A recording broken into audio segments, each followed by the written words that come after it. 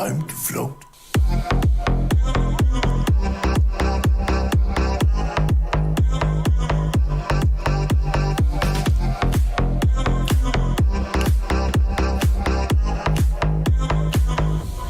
You float down here.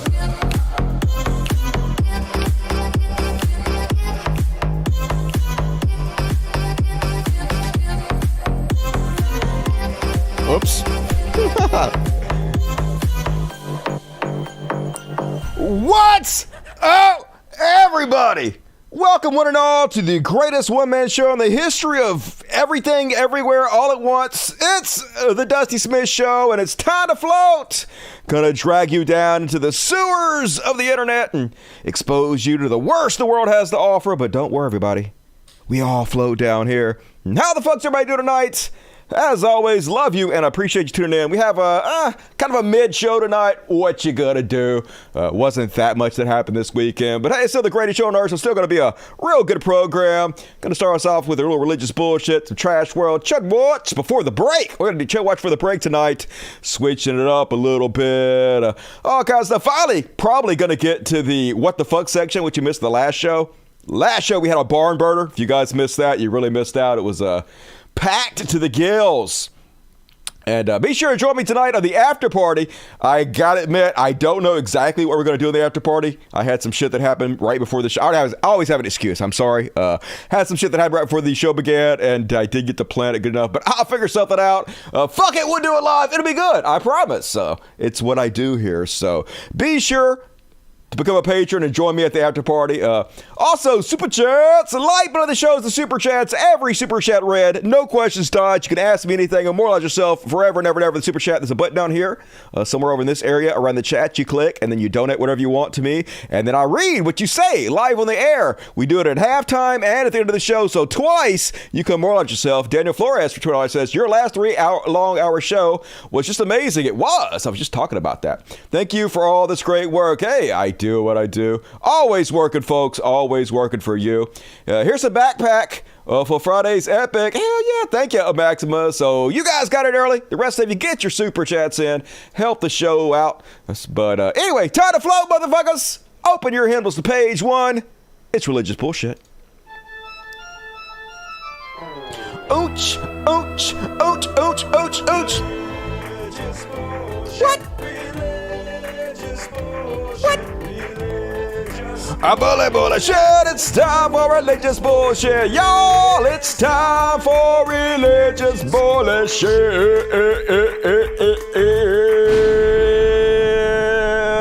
And starting us off tonight on a very disturbing religious bullshit. So you guys remember a couple episodes ago where I was shitting on the Dalai Llama because he a dumb son of a bitch, just like every religious person is. You know, I get mad at these lefties sometimes, these liberals. They're like, oh, the Dalai Lama said, they quote some stupid bullshit, some deepism the Dalai Lama said, like he got some fucking sense in his head, but he don't. They're all stupid. Every religious leader, regardless of what the religion is, even Buddhism, all of it.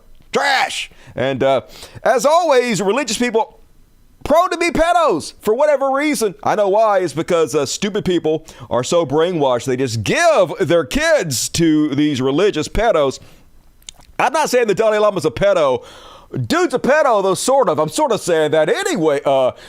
Unsurprisingly, when you declare a child your living God, that tends to be creepy, right? That's some creepy bullshit. So today or yesterday, whenever the fuck it was, the new child that apparently is the reincarnated version of God on Earth was hanging out with the Dalai Lama. Totally normal. And then the Dalai Lama was like kissing on the lips. And then he was like, touch your tongue to mine. That reminds me of something else I'm going to look up real quick that I forgot. The whole touch your tongue to mine. If you haven't seen this goes perfectly with the clip I'm about to play you from Thumb Wars. You guys remember Thumb Wars? Hell yeah, you do. All right, let's pause this for a second. I'm going to show you. Anyway, first off, let's do the Dalai Lama clip. Here he is kissing on this, 9-year-old boy on the lips. And then he's like, suck my tongue, 9-year-old boy. Totally normal. It's hilarious. Yay! Kissing a young boy on his lips. Super cool. No creepy here.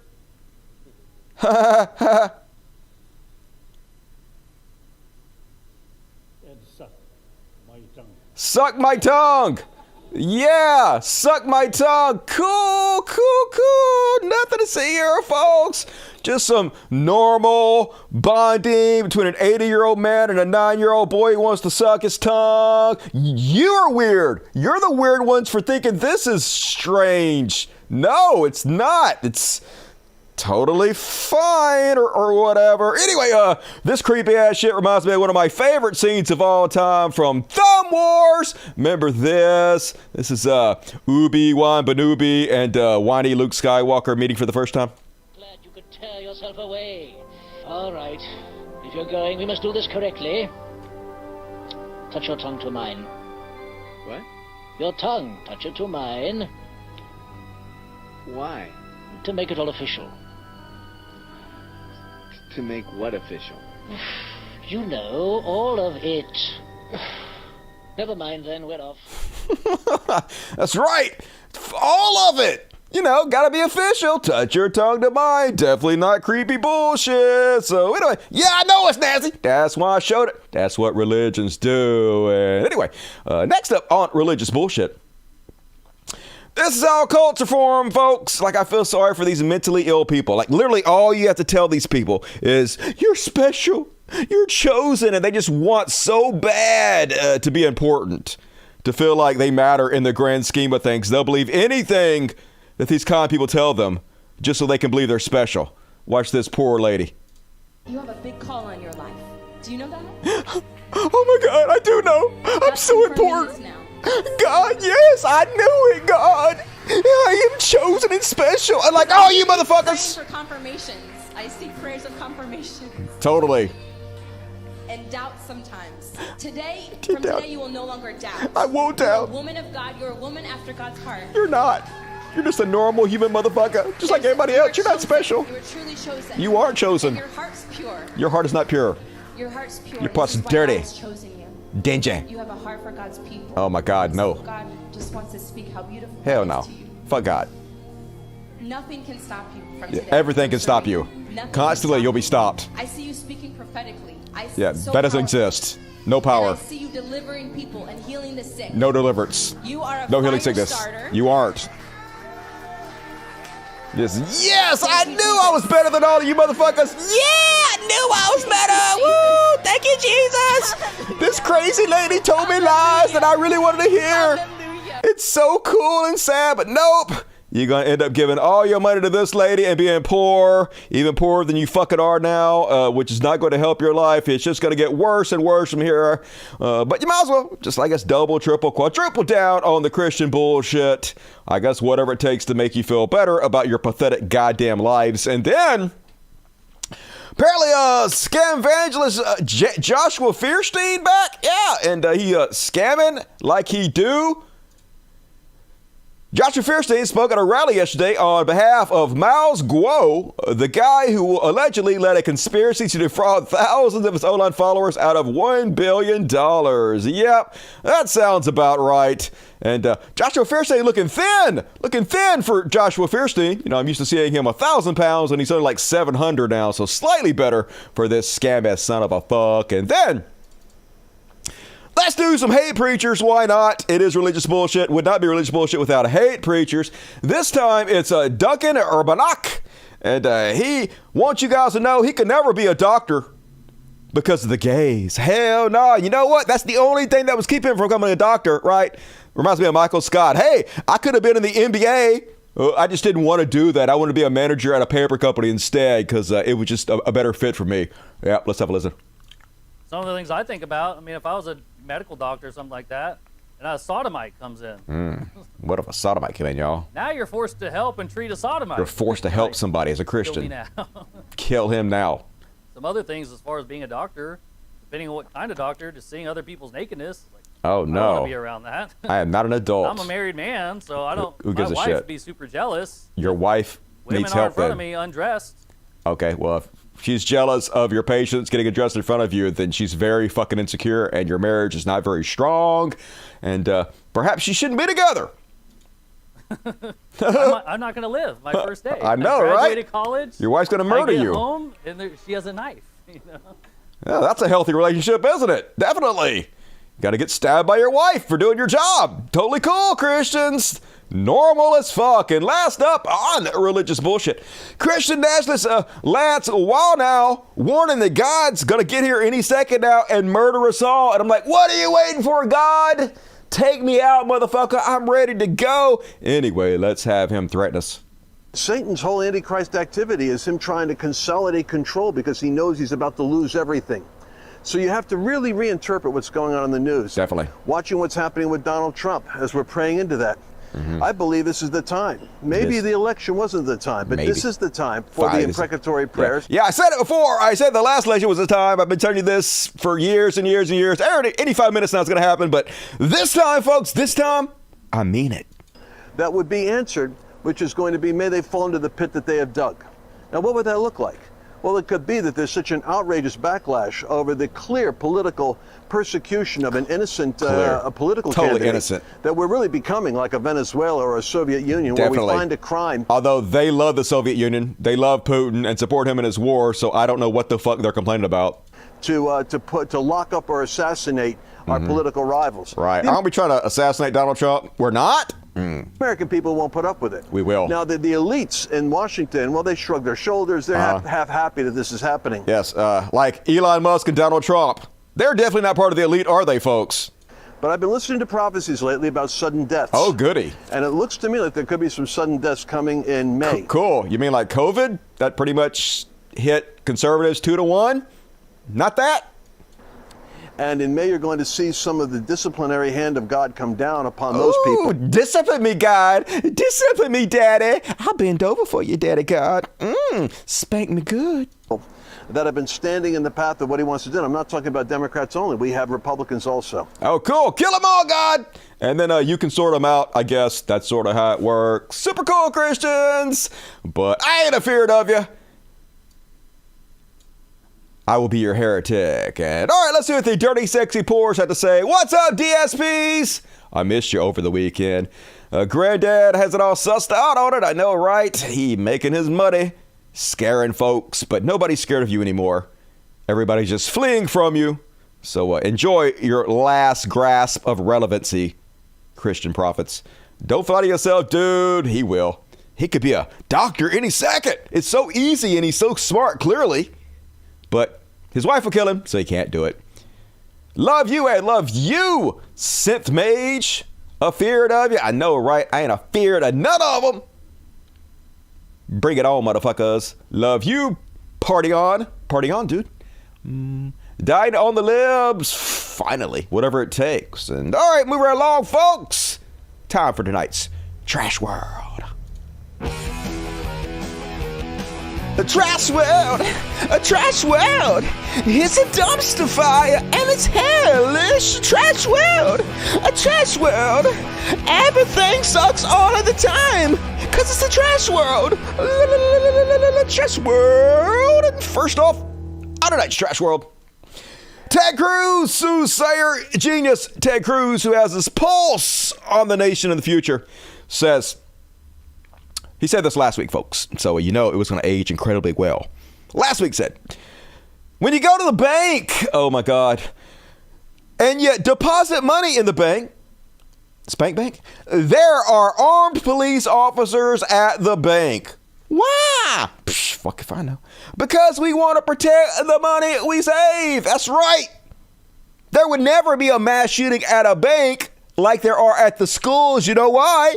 Because there are armed guards at the bank, and nobody goes to a bank and mass shoots because of the armed guards, right? Says Ted Cruz. Nobody knows where this story's going. I bet you can't guess what happens. He goes on to say, why on earth do we protect a stupid deposit more than our children? Because it's capitalist America, and we care way more about money than we do human lives. We have an opportunity right now to double the police officers on campus and keep kids safe. I mean, at Uvalde, the cops were there within minutes. There were like 1 million of them there. They didn't do shit. At the last shooting in Tennessee, the teachers were literally armed. Still, mass shootings didn't help whatsoever. But hey, Ted Cruz is on to something. armed guards at a bank, there would never be a mass shooting at a bank. And yeah, there was a mass shooting at a bank today. Police 4 killed in a shooting at downtown Louisville building. A shooting Monday at a bank in downtown Louisville killed at least 4 people and wounded at least 8 others. Police said the suspect lone shooter was also dead. Oh, looks like an AR-15 or some such type of rifle. I guess it was like a disgruntled employee that got fired or something. That was my understanding of what happened. Might want to make sure these people don't have access to assault rifles or something. That's just my thought. Like, he was talking to people saying he was suicidal, might shoot up shit. They could have reported him. Red flag laws might have made it harder for him to get access to weapons, but nope, they don't give a shit, folks. This is what TechCrunch is talking about. They love money more than they do your children or, your citizens. You can't go anywhere, folks. Can't go to the bank, might get shot. Can't go to Walmart, might get shot. Can't go to the grocery store, might get shot. Can't send your kids to school, might get shot. But hey, in gun we trust, because America. And yeah, Ted Cruz said it, so it wasn't going to age well like fucking milk. And of course, it's once again time for thoughts and prayers. Thoughts and prayers, y'all. Rand Paul, Kelly and I are praying. Don't ask us to do anything. Yeah, we're Congress people in the highest political body in the land. Hey, it's literally our job to do something about this, but we won't. So thoughts and prayers to all you dead motherfuckers. Good luck. And then, of course, Leader McConnell, being such a leader, Elaine and I are devastated by the news coming out of Louisville. I mean, not devastated enough to actually do anything about it, to take any kind of meaningful measures that might help the situation, but so devastated. Thank you to LMPD, fuck LMPD, and our first responders for your bravery at the scene. We send our prayers, yep, thoughts and prayers, motherfucker. Until next time, and then more thoughts and prayers, and then thoughts and prayers for infinity, forever and ever and ever, nothing but thoughts and prayers, because nothing fails like prayer, motherfuckers. So, of course, folks, some banker douchebag went and shot up a bank. I think we all know who's responsible for this. Trans people. Trans people! They're so powerful. They're super villains, just destroying our whole goddamn society everywhere. Fucking trans people. So apparently, when you have a LinkedIn account, by default, it just selects your pronouns, and then it puts your pronouns in the bio by default. I guess you could probably set it to none, but if you're not paying attention, you just go click whatever you want to. And so this guy, by default, had his pronouns, he, him, in his bio, which means he's some kind of a lefty advocate, some kind of trans person or something. He's trans, clearly trans, this guy, because his pronouns were put by default in his LinkedIn. So trans people did it, folks. Trans people, biggest threat to our society in history. Don't believe me? Here's Kevin M. Cruz posting Colin Rugg. Colin Rugg, who is the co-owner of Trending Politics. Super Chud says, just in, Louisville mass shooter identified as Connor Sturgeon, who identified as he, him. I've said it once, I'll say it again. It's not the guns, it's the pronoun extremists. That's right, folks. This guy by default had his pronouns put in his bio. He's an extremist. And they're responsible for all these mass shootings, although they're only technically responsible for 3 out of the last 5,000. But yes, trans folks fucking everything up. God damn it, he wasn't the first or the last to spread this. Here's Dinesh D'Souza, convicted felon who was pardoned by Trump, says a pattern is emerging for mass shootings. I mean, 5,000 mass shootings, 4,999 and 997 like straight white men or straight cis men. That wasn't a pattern, folks. 3 in 5 years, a trans pattern. Can't you see the pattern? It's like the Matrix. It's the trans people. A pattern is emerging for mass shootings. Shooters are almost always lunatic leftists. They're almost never lunatic leftists. And Democrats, almost never Democrats. A majority seem to be atheists, almost never atheist. Or transgender, almost never transgender. Or both, almost never both. They typically choose gun-free zones. Yeah, like banks. There are no guns at banks. There are? There are no guns at the Nashville school. The teachers are armed. Oh, yeah, just lie. Every word's a lie. Every word's a lie. They typically choose gun-free zones for their rampages. You mean like a Trump rally or a Ron DeSantis rally, both of which ban guns? You have no problem with that for some reason. Best way to deter them, law-abiding citizens with guns. More guns! That's what we need, folks. Don't you understand? We need more guns for all these guns. It just makes sense. But yes, fly the zone with bullshit. That's all they do. Lie, lie, lie, lie. Because they don't actually care. The people that listen to them don't care. 25,000 people like this. The truth makes no difference to them whatsoever. Just blame trans people for everything. But hey, I just want to say thank you to Dinesh D'Souza for doing this. Now, I know it seems terrible for trans people, but it's not really. Ultimately, it's going to help trans people because all you're going to do is make trans more cool. That's literally what they're doing. That's what Bud Light is doing. Bud Light is fucking uncool as shit. It's always been an uncool brand. Now they're rebranding as a more progressive brand, pissing off all the chuds, and it's doing nothing but helping trans people, have more acceptance in our society. Exactly what you're doing. You're killing off the conservative party by doing this bullshit. The young people are fleeing from these obvious lies in record numbers. You guys will never be able to win another fucking election again. We're going to have a one-party rule before too long, which is not good. We're going to need a second party to the Republican Party. They are destroying themselves. So while this may look awful and depressing, ultimately it's actually good. It's like the hate preachers killing off Christianity. They're killing off the Republican Party, which ultimately is the benefit of all of us. So keep it up, convicted felon Dinesh D'Souza. Anything to make a buck. And once again, why aren't the youth voting for us? In Kansas, where they just passed their new draconian trans laws, they affect two students, folks. Life expectancy dropping in this country, child mortality rising, wealth inequality at historic highs. This is what they're focusing on, the conservatives. Two students. Kansas' new trans athlete ban is estimated to target a whopping 2 students in the state. And that's becoming a trend across the country. Let's watch just a tiny bit of this video. Okay, Kansas just became the 20th state in the country to pass a ban on trans women participating in sports. Putting aside the fact that this ban could open the door to genital inspection if someone's biological sex is called into question, and putting aside that this is the 3rd time the state legislature has tried to ram this bill through despite the governor's veto, there's actually something else I want to address here. The bill that has taken 3 whole ass years to pass is estimated to affect a grand total of 2 students in the entire state. So that got me wondering if this is the case for all the other states that have passed this kind of legislation. Wyoming's bill bans participation for students between 7th and 12th grades. The number of people affected in the state? 4. The number of people affected by Utah's ban? 4. The number of people targeted in North Carolina? 15. In Missouri, it's 12 athletes in the past 11 years.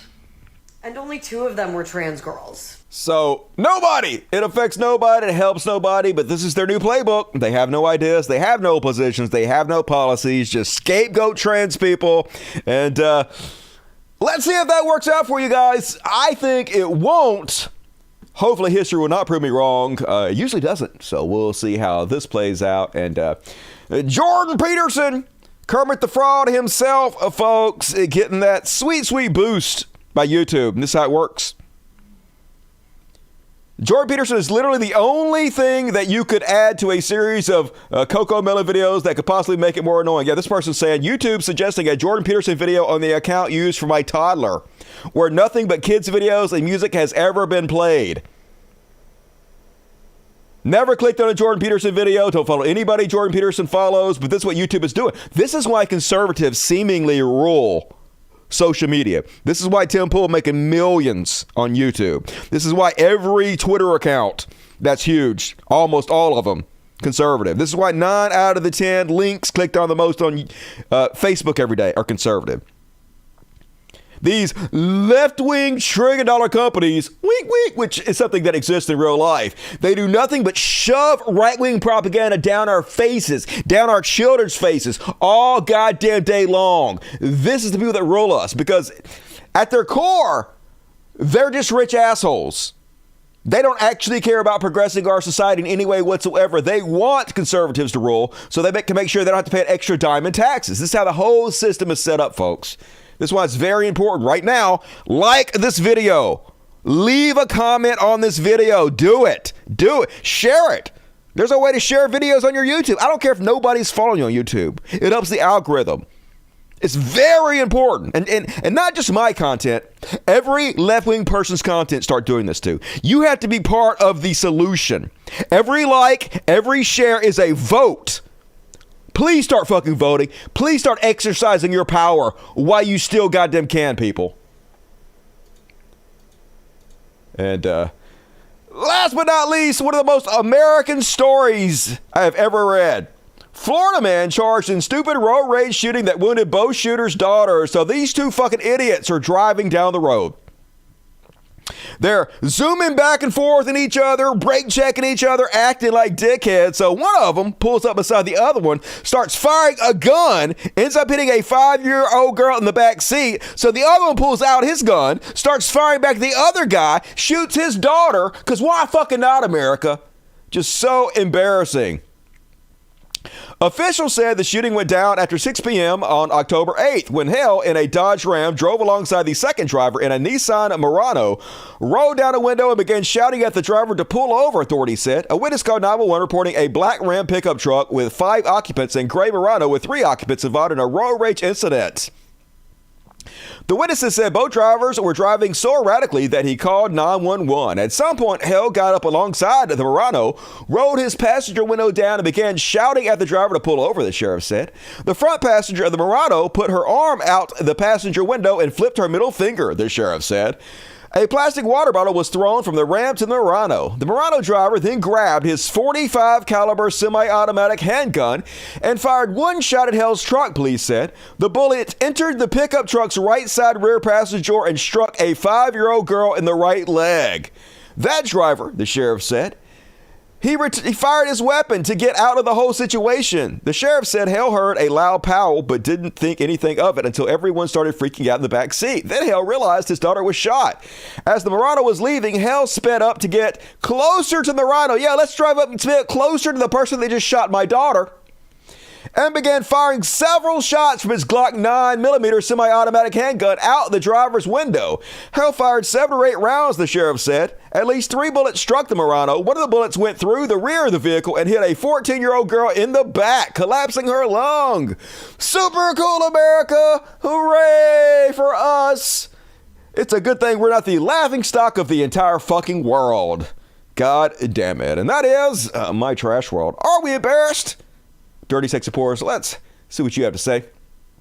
Jesus having Christ. Yeah, no, America. It's really cool here. Really cool. Dodge Ram. Florida figures. Yes, who would have thought? You can't have duh without Florida, or you can't have Florida without duh. Fuck that up. It's all right. It's from Tenet. All right. Show that love, 4 to 20 likes. Let's get up there, folks. Hit the like button. You know you want to do it. And roll it right along, folks. We're doing it early tonight. We usually do it after the break. So get your super chats in, because it's time for Chud Watch. Talking about Chud Watch. We talk about chuds, and then we make fun of them.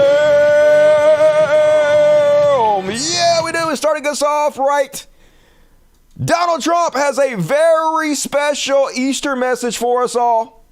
World War III! That's right. Happy Easter, everybody. World War III in all caps. And yeah, I'm sure they're going to spin this one, folks. He's not advocating for violence, folks. He's just saying the left is trying to start World War III. He's trying to stop it by screaming World War III in all caps on Easter. Sure. Chuds, we believe you. And if you ever need a more visceral comparison between the two parties, folks, here it is. The Easter message that Joe Biden put out compared to the Easter message Donald Trump put out. So Joe Biden be like, Jill and I join Christians around the world in celebrating Easter Sunday. We wish you hope, health, joy, and the peace of God. which passes all understanding.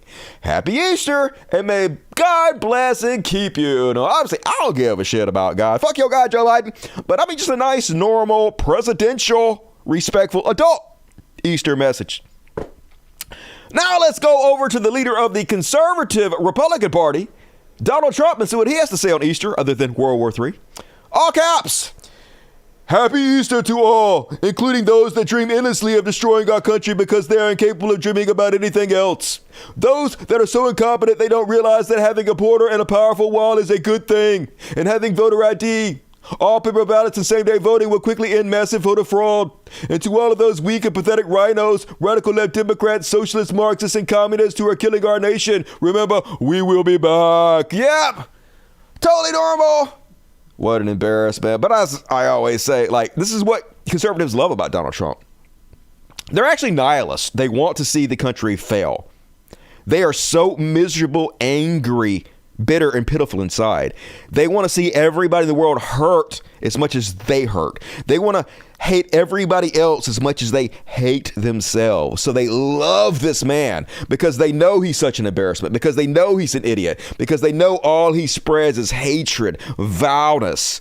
They know he's an embarrassment to the country. They know he hurts us, and they love him for that because they want to see us fail. They want to see people hurt, and this man gives them exactly what they want. They are fucking pure evil, and this is their master. This is their God. This is their leader. Trash. Yeah, trash. And then, yep, Donald Trump was out at the latest UFC event hanging out with a piece of shit Dana White, embarrassment Kid Rock, and of course, Mike Tyson. You guys know how I feel about Mike Tyson. If you've ever watched the show before, can't fucking stand Mike Tyson. People are like, I like Mike Tyson, Dusty. All right, well, he's a piece of fucking shit. Why? Why you like him? He's garbage, not a good guy, psychopath, and also raped a bunch of people. So, might want to jump off that fucking bandwagon, just saying. And I think his new running mate might have been picked. Here he is, Kid Rock, wearing his Coors shirt. I guess Kid Rock didn't get the memo that Coors is even more woke than Budweiser somehow. No doubt he's going to be firing a semi-automatic rifle at Coors next week to get more clout and attention.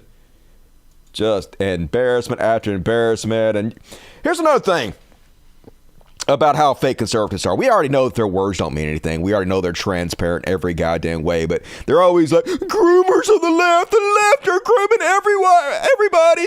Our kids are not safe. Meanwhile, they love Ted Nugent, who writes songs about having sex with underage girls. They send millions of dollars to Kid Rock, whose lyrics are, now some people say my mind's blown. I'm cooling like a snow cone. On my cell phone, I'm pagey. Can't call me, just page me. Young ladies, I like them underage, see?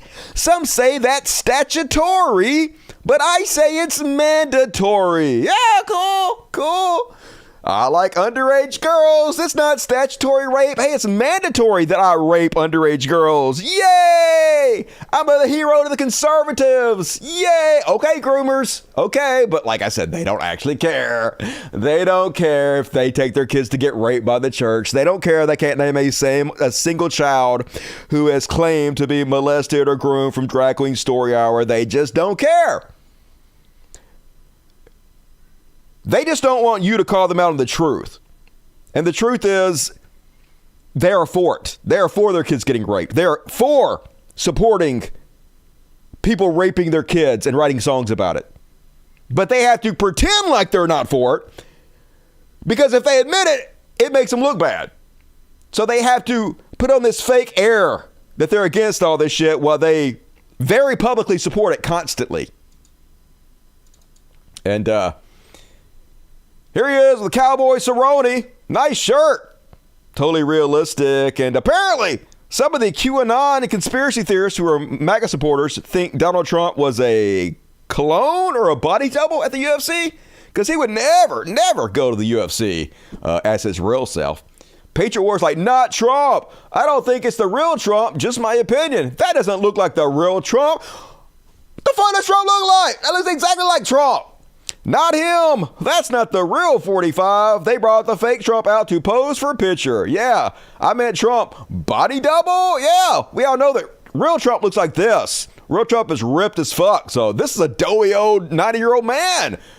Caked in makeup. That can't possibly be the real Trump, can it? Yikes. And then, of course, it was nice to see Trump's boy, Jorge Masvidal, get the shit kicked out of him. Trump went to see specifically Jorge Masvidal. You might remember him from Joe Rogan. He goes on Joe Rogan and licks Trump's taint constantly. So he got the fuck beat out of him in the main event. And of course, after he gets his ass whipped, he gets up there and tries to start a "Let's Go Brandon" chant. Pathetic.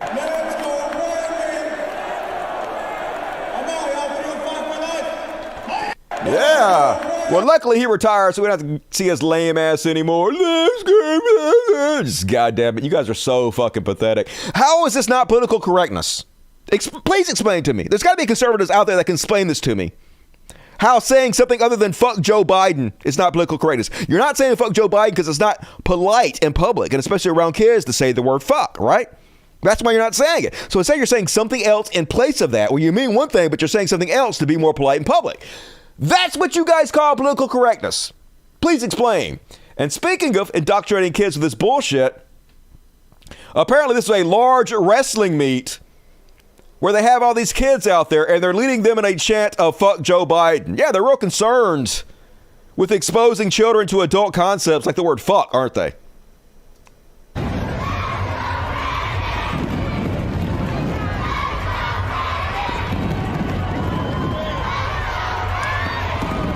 Literally have no idea what they're saying, no idea what they're doing, pure indoctrination. Okay, groomers.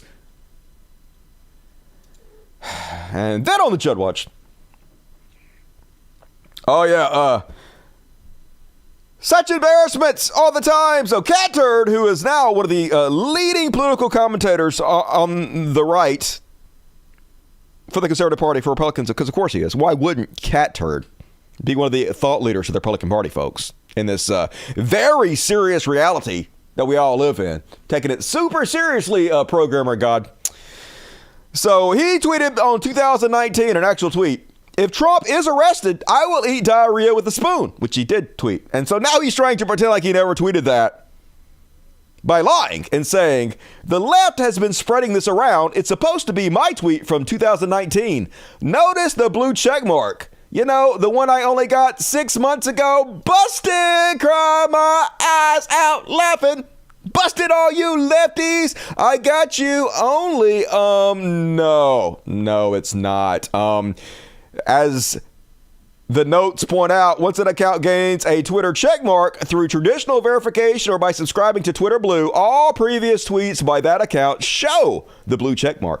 A cursory search of any 2019 tweet from an account above earlier will show current check." So he knows what he said is wrong. He knows it's a lie. Still 25,000 likes and everybody supporting him in his comments because they don't care. When it comes to conservatives, we're in a post-truth society. Lying is what benefits them. Nobody holds them accountable, so there's no reason for them to ever stop. And that's why people like Cat Turd is the thought leader on the conservative side. And speaking of Trump, folks, the Republican Party, the main GOP account, tweeting out bangers like this one. "Republican-led states are the ones creating jobs and leading the economic recovery." Okay, they're not. But besides that point, fun fact, every single state that voted for Donald Trump in 2020 receives more money from the federal government than they contribute to the federal government. Happy Red Welfare States Day to all those who take and celebrate. Yep, it's true. Every single one of you, the poorest states, the leeches sucking off the tit of the government, every one of you, have the lowest education, highest poverty rates, highest obesity rates, the biggest embarrassments in the country. So you guys can pretend it's different all you fucking want to. You can lie to yourself, but stats don't lie. Fuck your feelings. National embarrassments, all of you. And remember the last show I told you that Donald Trump was trying to get Laura Loomer hired Yeah, because I guess her calling for the deaths of migrants and just being racist as shit, hanging out with white supremacist Nick Fuentes, none of that was enough to sway Donald Trump. So I guess Marjorie Trailer Queen got out there and urged him not to hire her nemesis, Laura Loomer. So Trump decided to back away from hiring Laura Loomer. And so now Laura Loomer is, well, first off, she kind of threatening to sue Marjorie Trailer Queen. I'd love to see that. I'd love to see the lawsuit. But also, a lot of people have been reporting the stuff she says, like, you know, how 2,000 immigrants died. She says she hopes another 2,000 dies. And she's a big fan of white supremacist Nick Fuentes. And she's a big racist and a big piece of shit. All that, right? So she comes out. She's like, I really wish all of you guys in the news media would not talk about me. Don't tell people the shit I said and did in the past. Laura Loomer says, for the media, press release for you media people. During this period of Passover and Holy Week, I think Americans should be taking the time to come together, not tearing each other apart. The past week, we have witnessed an unprecedented shift towards authoritarianism in America. In context, I scarcely think that I merit time as a news item. Because of the opinions of Congresswoman Marjorie Trailer Queen or Kevin McCarthy, it's an unwanted, unnecessary, and unbecoming distraction. And I urge them to desist in the name of national as well as movement-wide unity. That's right. I urge all you in the media to stop talking about me. Don't point out how horrible I am. Just ignore me, y'all. Yeah, that'll get them to do it. Don't draw attention to yourself. And then, like I said, threaten to sue. Torches interference and defamation. Marjorie Trailer Queen warns Trump about hiring Laura Loomer. Can't wait for that lawsuit. Discovery's going to be a blast. And Scabby Davis Jr., Stop the Steal organizer Ali Alexander, who I wish I didn't have to cover, who is a very unserious human being, but like everything the Republican Party does, it's just a joke. So how are you not going to cover him? This is the guy who led the charge to overthrow our government and install Trump as a dictator, overturn democracy and the will of the people. One of the largest insurrections we ever had in this country. He had thousands of people following him, giving him tons of money. This is another one of the thought leaders in the conservative movement. So let's hear what this brainiac thought leader for the Republican Party has to say. You don't want me as president. True story. You don't want me as president because I'll just get stuff done. Oh, no. I will just get stuff done. Uh-huh. I will, just get stuff done. Okay. Say it one more time, please. And metaphorically, of course. Metaphorically, of course. I won't actually get stuff done. It's just a metaphor for something else. I don't know what the word metaphor means, but just make me president, y'all. Please continue. What are you going to get done, Scammy? And I would have jailed a bunch of journalists. Oh, cool. Yeah, I do know. I think there are a ton of journalists. Uh-huh. That frankly need to be jailed. Sure. And a ton of other journalists that need to be monitored. Okay, cool. Someone said a big talk for a nobody. I'm a somebody. I started an insurrection. He did. I mean, he got us there. He started an insurrection and just jail all the journalists. Cool. What is the Constitution? But fascists got a fascist, folks. They're just saying it out loud now. Still getting lots of donations from the Conservative Party, and they're crickets. Even the ones that don't support Scammy Davis Jr., they never call him out. They never talk about him. Why? It's because silence is consent, basically. You're a part of this if you don't call this out, conservatives. And then apparently they are legalizing murdering Black Lives Matter supporters in Texas. Sure, why not? So this horrific piece of shit was driving down the road. He had already messaged one of his friends fantasizing about murdering Black Lives Matter supporters, a lot like Kyle Rittenhouse did. Even talked about how he might get away with it. So he purposely went to an area that Black Lives Matter supporters were, that he knew there would be. And then apparently some guy was carrying an AK-47 around his shoulder while he was pushing his girlfriend in a wheelchair. And this guy murdered him. So the governor of Texas says he is going to pardon this man as quickly as he possibly can. He got convicted by a jury of his peers for murder. And they are going to de facto legalize murdering Black Lives Matter supporters in the state of Texas. In the state that's perfectly fine with open carry. It's okay if you carry a weapon everywhere. Carry one to the grocery store if you want to, but not if you're a Black Lives Matter supporter. If you're a Black Lives Matter supporter, you deserve to be killed in Texas, according to the governor. Daniel Perry posted on Facebook that he might kill a few people on my way to work. Got in his car, ran a red light, drove into a Black Lives Matter protest, and shot and killed a protester because he felt threatened. Got convicted of murder by a jury of his peers, and they're going to pardon him, folks. Here he is admitting in his police interview that the guy was not pointing the weapon at him. I know this is a really stressful time. Oh my God, oh my God, oh my God, he's dead, oh God. Footage of Daniel Perry's police interview after he killed Garrett Foster was played in the courtroom during his murder trial. Former Austin Police homicide detective David Fugit was the one to conduct the interview with Perry. In it, Detective Fugit had Perry demonstrate how Foster carried his rifle. How high did that barrel come up? We have power about right there. Okay, was it aimed at you? I believe it was aimed at, I believe he was going to aim it at me. I didn't want to give him a chance to aim it at me, you know? And then what Perry I did want to give him the chance to aim it at me. Wasn't even aiming the gun at you. Murdered in cold blood, folks. So, of course, this is very important for Governor Abbott to get out there and claim he's going to pardon him immediately. The testimony confirming Perry's anger towards protesters came on the third day of the trial as prosecutors displayed text messages and social media comments showing that he thought about killing them. I might have to kill a few people on my way to work. They are rioting outside my apartment complex, Perry wrote to a friend in June of 2020. I might go to Dallas to shoot looters, he wrote on another occasion. Perry also encouraged violence in a variety of social media posts. In addition, Perry speculated about how he might get away with such a killing by claiming self-defense, as he is now doing.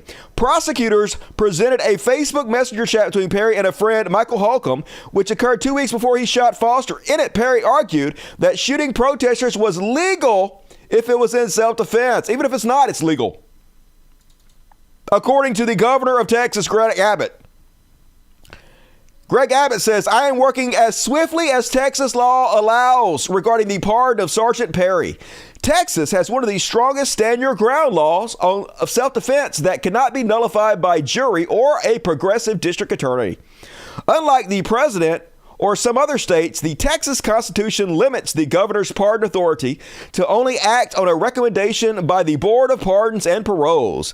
Texas law does allow the governor to request the Board of Pardons and Paroles to determine if a person should be granted a pardon. I have made that request and instructed the board to expedite its review. I look forward to approving the board's pardon recommendation as soon as it hits my desk. So there you go, folks. It is now legal in Texas to murder Black Lives Matter supporters.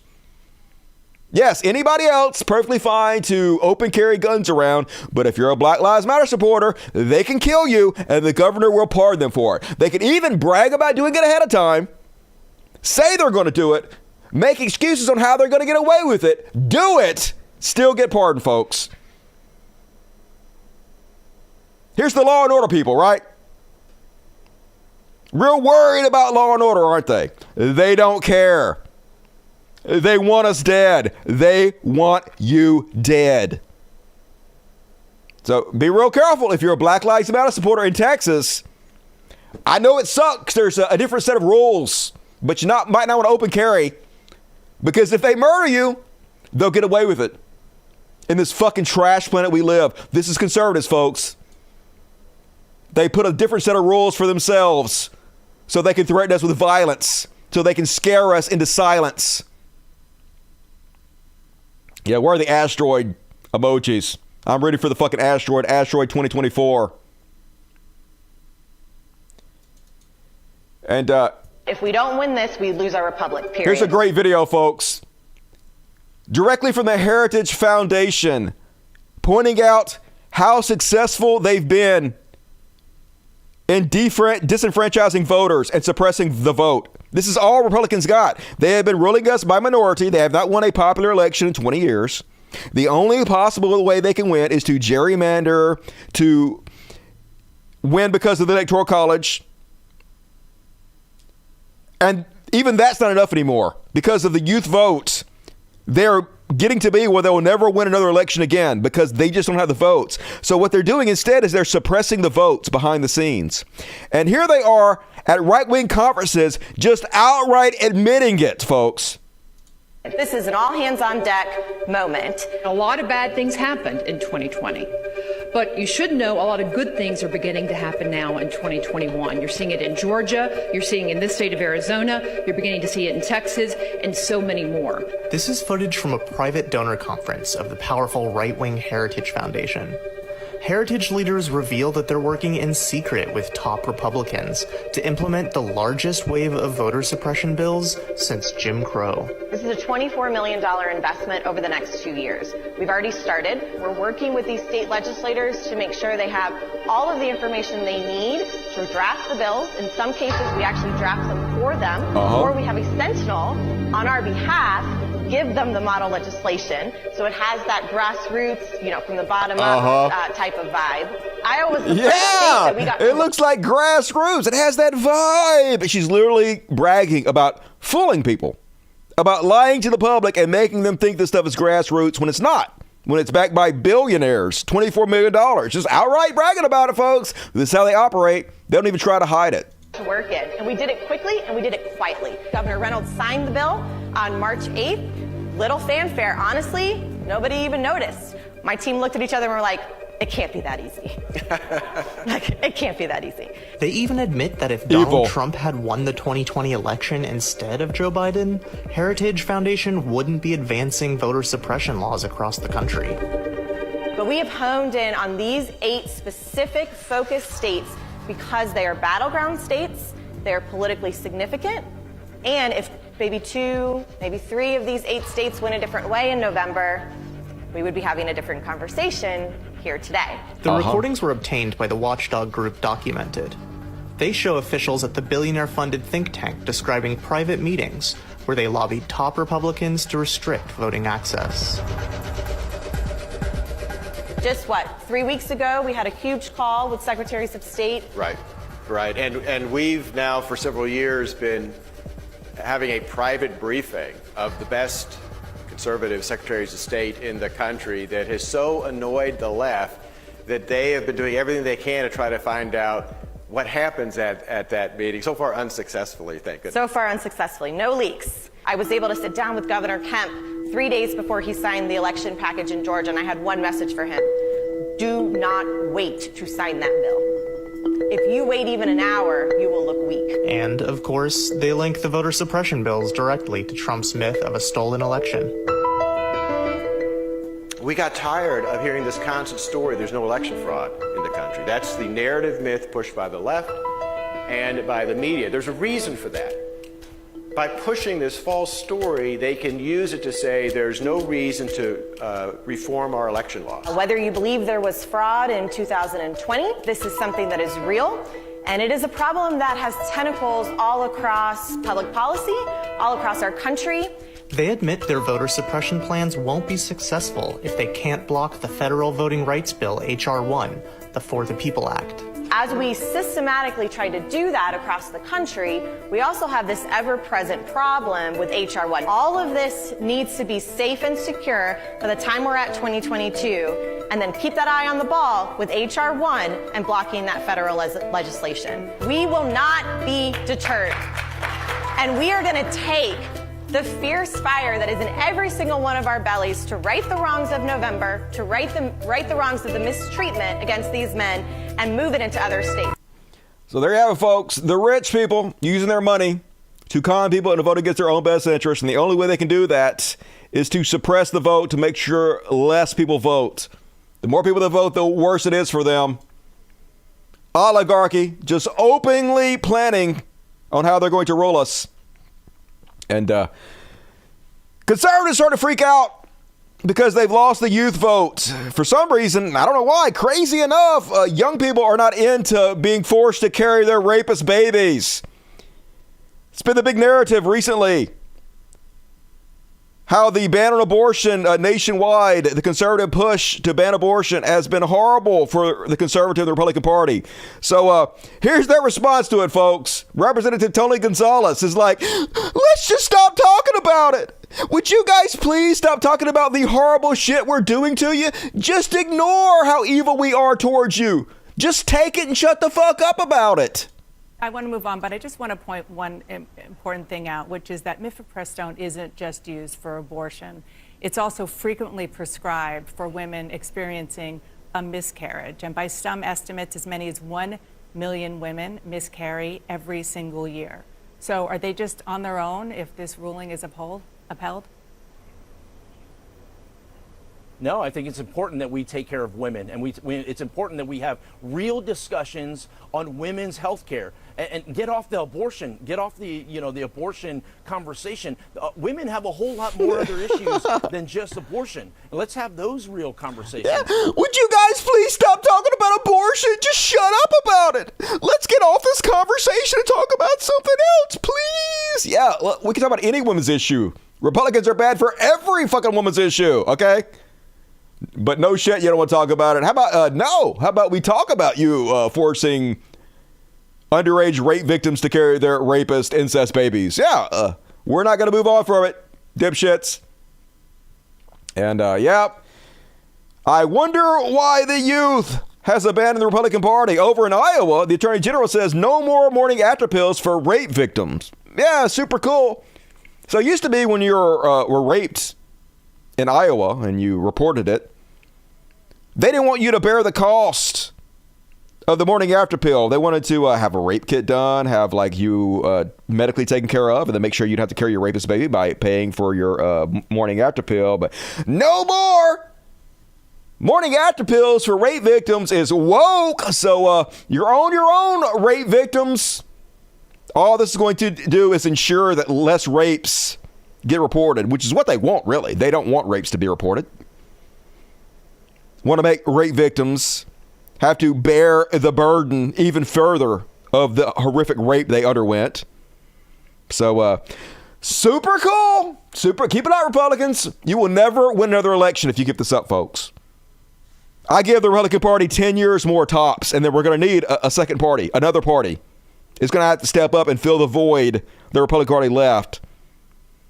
Unless they just somehow take over another way that I'm not seeing, I think they're doomed.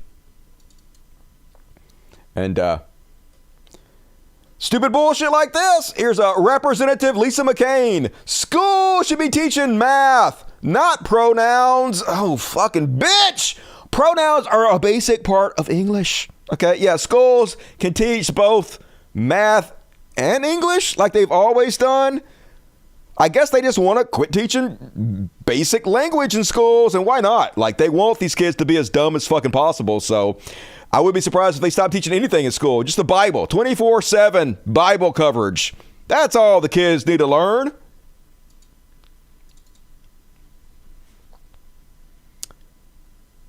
Oh, then, so you remember the two young black men who got removed from the Tennessee legislation recently because they dared try to speak out and save kids' life from the out-of-control gun violence that is killing more young people than any other cause of death in this country currently? Remember that? The two heroes? Well, these are the type of people who voted to remove them. One of the main representatives who led the charge against these two and had them removed. Here he is at a high school basketball game screaming at one of the referees and then trying to pants the referee like he's a child. This is the mentality of the Republican Party, folks. They are mental children. They were bullies in school. They grew up. They couldn't figure out how to bully people anymore, so they became cops or they joined the legislature, and they still have the exact same fucking mentality. Watch this bullshit. Tennessee State Representative Jeremy Faison trying to pull down the pants of a high school referee. The outburst happened Tuesday night during a Providence Academy basketball game. The representative from Cott County is in the striped shirt behind the scorer's table. Upset over a call about a loose ball, look at the him. state rep was ejected. And he tried to pants the dude. Good God, these are elected representatives. 50-year-old men trying to pants referees at basketball games. This is the level they're at in this country. This is why the youth is bailing from you. But at least a few good things are happening. Fox News just settled a lawsuit out of court for a Venezuelan businessman who they claim was part of this election conspiracy and voter fraud. A Venezuelan businessman is settling his defamation suit against Fox News and former network host Lou Dobbs after a 2020 broadcast on the network in which it was falsely alleged he, along with 3 other people, conspired to rig the election against former President Donald Trump. Dobbs, along with guest and former Trump attorney Sidney Powell, also tried to link Majid Khalil to voting fraud conspiracies involving the election software companies Dominion and Smartmatic. Allegations that spawned a related lawsuit from Dominion, which is set to begin its trial this week. I can't wait. If they're selling with this guy, they know they're doomed, folks. We might really see the end of Fox News. Maybe that's hopium on my part, but I would not be surprised to see Fox News go bankrupt, folks. They are about to lose huge. We'll see what happens, but at least they're already losing, and any loss for Fox News is good for our country. And have you guys heard about this guy, Harlan Crow, who was the billionaire who's been giving lavish gifts to Justice Thomas? According to the timeline reported below, Harlan Crow met Clarence Thomas in 1994 and soon afterwards invited him to a family campground where activities included a greased pig race. Holy shit, they're so cringe. You would think that rich people would have exciting lives and be doing fun things, but when I read about what they're doing, it's all so boring. Can you imagine having $1 trillion and what you spend your time on is greased pig races? What in the absolute fuck? I'm broke as shit, sitting in my goddamn bed, got my VR headset on the surface of Mars. I'm having a more exciting life than fucking billionaires. You guys are such goddamn dorks. But also it's bad that Clarence Thomas is getting hundreds of thousands of dollars in kickbacks from billionaires without disclosing it. Seems sort of like a conflict of interest, but he's conservative, so they don't care. And,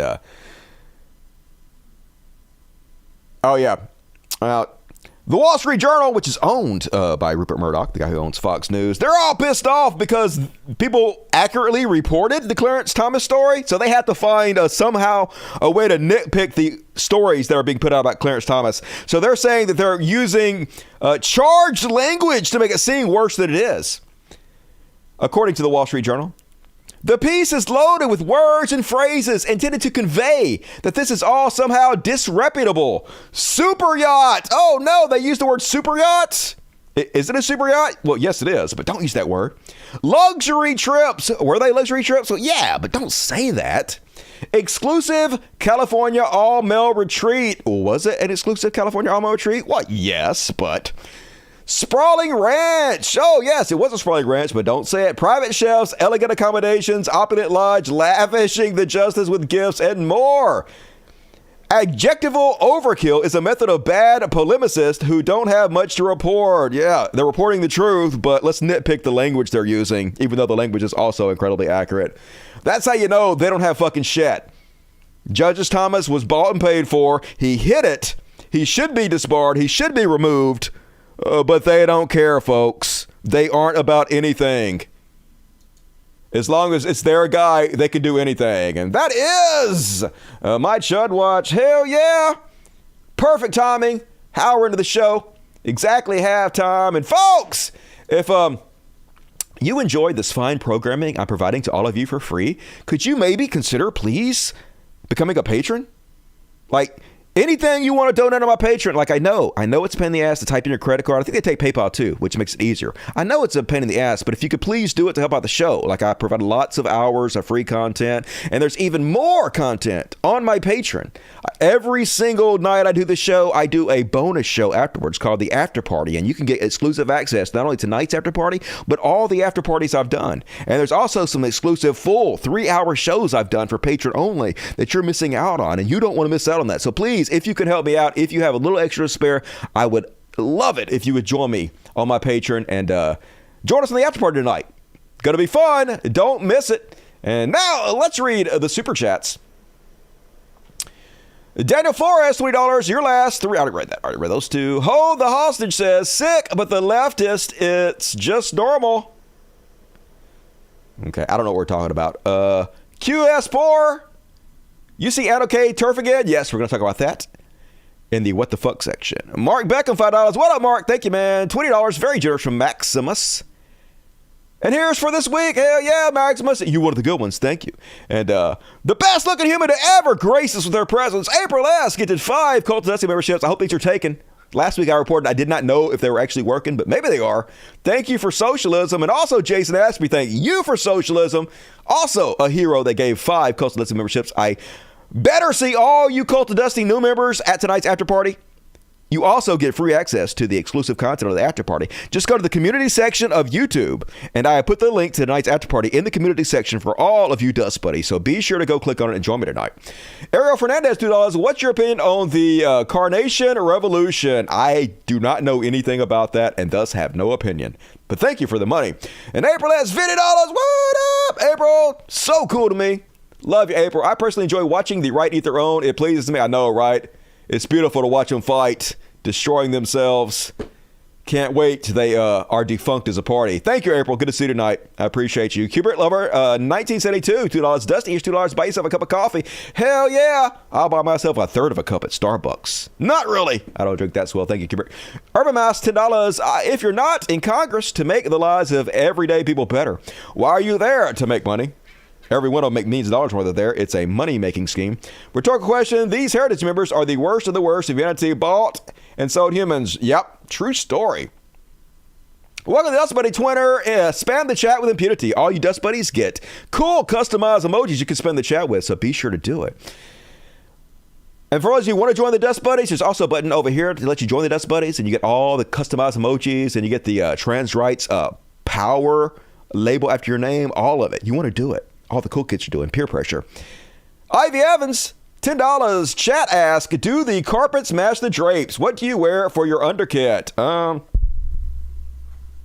My underkit is almost entirely dark brown. There's no gray on my undercarriage at all somehow. I don't know how that works. Like my eyebrows. My eyebrows are naturally brown and my undercarriage is. So there's your answer to that. I had to look. Didn't even remember. Let's see. $20 from Future Motherfucker. No, that's not Future. He's Canadian. Okay, that's not the future. Australian's the future. Canada's just beer and hockey.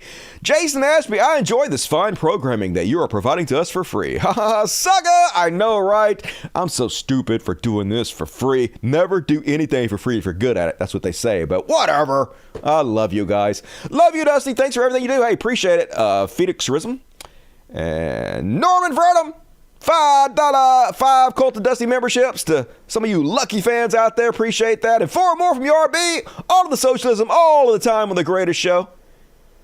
Antarctica is the only continent without ants. Psh, that's a thinker right there, the Superb. I appreciate you. And all right, please, more super chats. They're kind of, I don't want to say low or not. A little lower than usual. If you could help me out with the super chats, immortalize yourself forever and ever in the super chats. You know you want to, and I'm going to read every single one of them at the end of the show. Hey, think of a question to stump me with. Something I can't answer. Tell a joke. Give a shout out to your friends. Plug your website. Whatever you want to do. It's cheap to get me to read your words. I'm a slut. Super chat me. Going to read all the rest of them at the end of the show. And now, a little something I like to call. He shall be Elon. And more butt fuckery from Elon Musk this week. First off, him and intellectual dark web dipshit Brett Weinstein had a few words. So Brett Weinstein concerned because Matt Taibbi has been complaining that currently, and this is true, the largest censorship of independent journalists in the history of mankind is happening under the watch and evil hand of Elon Musk currently. I'm going to explain this to you further, but it's 100% happening, folks. We've never had a suppression of independent journalism that is like it's happening right now under Elon Musk. Mr. Free Speech is like a draconian dictator, what he's doing right now. And it's very, very disturbing and dystopian. And I guess this is Brett Weinstein's way of pushing back a little bit, because it's hard for him to continuously go out in public and suck Elon Musk's balls and claim that Elon Musk is this champion of free speech when it's so obvious to everybody he's the exact opposite. He is the biggest obstacle in the way currently for independent journalism. So Matt Taibbi has been sounding the alarms. Hey, Substack, which is where all of the independent journalists right now are putting all their work, has been blocked by Twitter. We've all built up accounts on Twitter.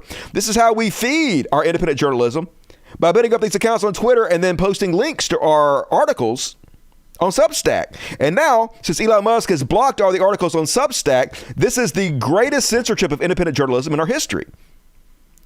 And this is not just some right-winger saying this. This is Elon Musk hand-picked stooge. Matt Taibbi, or however the fuck you pronounce this douchebag's name. I have a rule, like, I'll only pronounce your name correctly if I respect you. So if you want me to start pronouncing your name correctly, Matt Taibbi, work, bitch. So anyway, Brett Weinstein is like, Elon Musk, you know, that thing where the left eats us on. We mustn't let that happen to the emerging Western values free speech coalition. Many of us who have backed your Twitter play and taken substantial heat for it are thrown by this move. The public square isn't a monopoly. Yeah, why are you banning all the independent journalism? Why are you the most draconian human being to ever exist when it comes to free speech? Why you claim to be the exact opposite? Hard to gargle your balls in public when everybody can see we're all full of shit, Elon. So, of course, Elon does what Elon does. He lies. He lies about the whole fucking thing. First, he says, Substack links were never blocked. Matt's statement is false. So he starts out by throwing his hand-picked boy under the bus and calling him a liar. As you'll see here, his own website debunked him. Then he lies again. Substack was trying to download a massive portion of the Twitter database to bootstrap their Twitter clone. Anybody who knows anything about how Twitter works knows it's a lie. In fact, let me just explain it to you real quick. If you guys ever want to see what I'm sharing on Reddit, I am Cult of Dusty on Reddit, and you can go to my Reddit and you can see everything I've ever posted. But I did save this tweet, or this message rather, from somebody who explained it incredibly well. This is why Elon is lying about what he said. Let me read you what Elon said once again. Substack was trying to download a massive portion of the Twitter database to bootstrap their clone, so their IP address is obviously untrusted. So here's a response. Not how this works at all. Number one, you don't download massive portions of a database. Number two, Twitter is not just one database. Number three, if scrapers were being used to index tweets and user profiles, it wouldn't be coming from the same IP address. The data aggregation would be happening from different server IP addresses, likely not associated with the Substack domain. And anybody with any dev experience is going to call scraping downloading the database anyway. I guess he mean isn't. Anybody with any dev experience isn't going to call scraping downloading the database anyway. Number four, the fact that a URL shortener could be circumvent this block indicates that it was URL specific, not destination IP specific, meaning a string in the URL such as substack.com was blocked as opposed to any destination IP. Musk is obviously a liar and doesn't know about how the most basic of web technologies work. So he's lying. Number three, turns out Matt was an employee of Substack. So he calls his handpicked boy a liar. He lies about what Substack is doing, and then he throws this dude under the bus again by lying and accusing him of being an employee of Substack. All of these things were immediately fact-checked by both his website. If you look at his website, here he is, his own website saying, Twitter has started marking links to Substack as unsafe. If you click on a link with a Substack in a URL, users can visit Substack pages, but not via hyperlink for Twitter. So he's lying. He is blocking it. But of course, Brett Weinstein doesn't care if Elon Musk is lying. All he wants is plausible deniability. He just wants a lie he can repeat so he can pretend like he believes this lie, because otherwise he has to admit to the truth, which is he doesn't actually care if Elon Musk is the antithesis of free speech. He doesn't care if Elon Musk is engaging in the largest censorship of independent journalism in the history of the world. He actually likes it because he's a right-wing shill, and anything that helps the right and hurts the left is good for him. He just wants a lie he can repeat to pretend like he believes so he doesn't have to admit the truth. So immediately he just accepts everything Elon Musk says, and he says, oh, got it. Elon, please DM me so we can take this private. Why would you want to take it private? Why would you not want to have transparency and have this conversation in public so we can all see what the fuck you're saying? Because you're shameless grifter con people, and you don't have to challenge him anymore in public. You just want to accept his lie, hook, line, and sinker, so you don't have to question it anymore. And you continue to pretend like you believe this and sell this piece of shit to the idiots who fucking follow you, right? We see right through you, you poofy-headed fuck. So, then, of course, Substack CEO went public and called him out for all these lies, where he claims that Matt is lying about Substack being blocked. He claims that Substack is downloading massive portion of Twitter database. He claims that Matt is an employee. Substack CEO says, none of this is true. Substack links have been obviously severely throttled on Twitter. Anyone using the protocol product can see this. Number 2, we have used the Twitter API for years to help writers. We believe we're in compliance with the terms, but if they have any specific concerns, we would love to know about them. We'd be happy to address any issue. Number 3, Matt Taibbi is not and has never been an employee of Substack. He writes a Substack and gets paid directly by his readers. That writers making money seems to be such a strange concept is telling. This is very frustrating. It's one thing to mess with Substack, but quite another to treat writers this way and just lie about it. But of course, Elon is just a liar, right? He's just he's now the second richest man in the world. All he cares about is keeping his image and making sure he doesn't have to pay an extra dollar in taxes, and he'll do anything he can do that, including lying his ass off. That's what we're used to with super rich, right? So then Matt Taibbi comes out and claims that Twitter has deleted all the Twitter files. Yep, this is Elon Musk's handpicked boy, now claiming Elon has censored all his Twitter files because he won't leave Substack. Just beautiful. You can't write this shit, folks. Amazing. But apparently, Twitter did not delete the Twitter files. Instead, they did something even worse.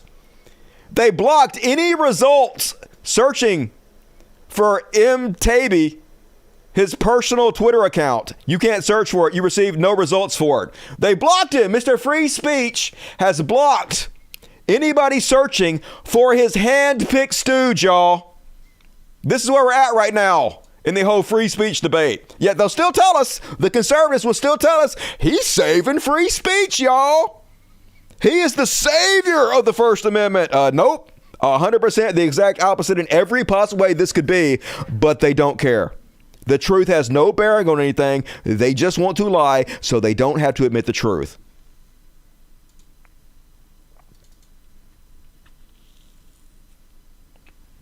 And talking about voting for the leopards eating our face party. I never thought when I voted for the leopards eating my face party that they would eat my face. Yeah, here's Matt Taibbi.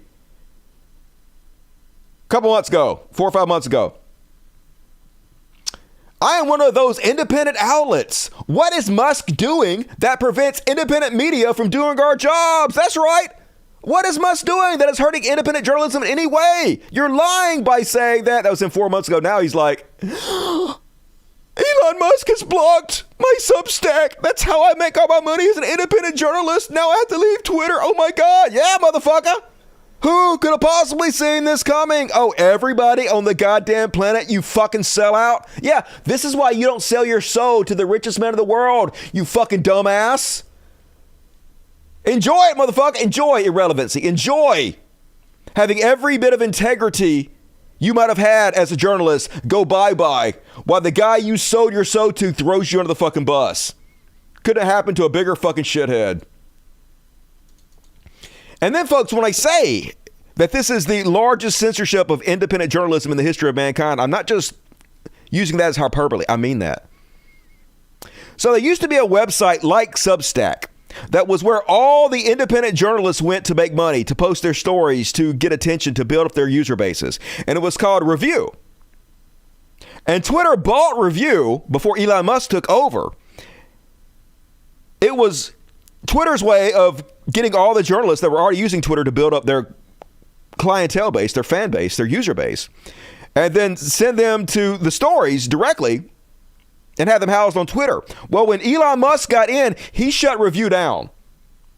He shut this section where all the independent journalists were going to post their stories down, which is right away one of the biggest censorships of independent journalism in history. So what happened was, because review got shut on Elon Musk, all these independent journalists went to Substack. They went to an alternative source and started building up their user base on Substack. And now Elon Musk has blocked Substack on Twitter. All these independent journalists who use Twitter specifically to get their independent stories out are now blocked. All these independent journalists are now blocked on the main social media website used to get this information out there. The largest censorship in the history of the world for independent journalism. And yet they will piss in our mouths and tell us it's raining and that Elon Musk is the daddy of free speech and has come to save us all. This is how the game is played. They don't care. They don't care. They don't care.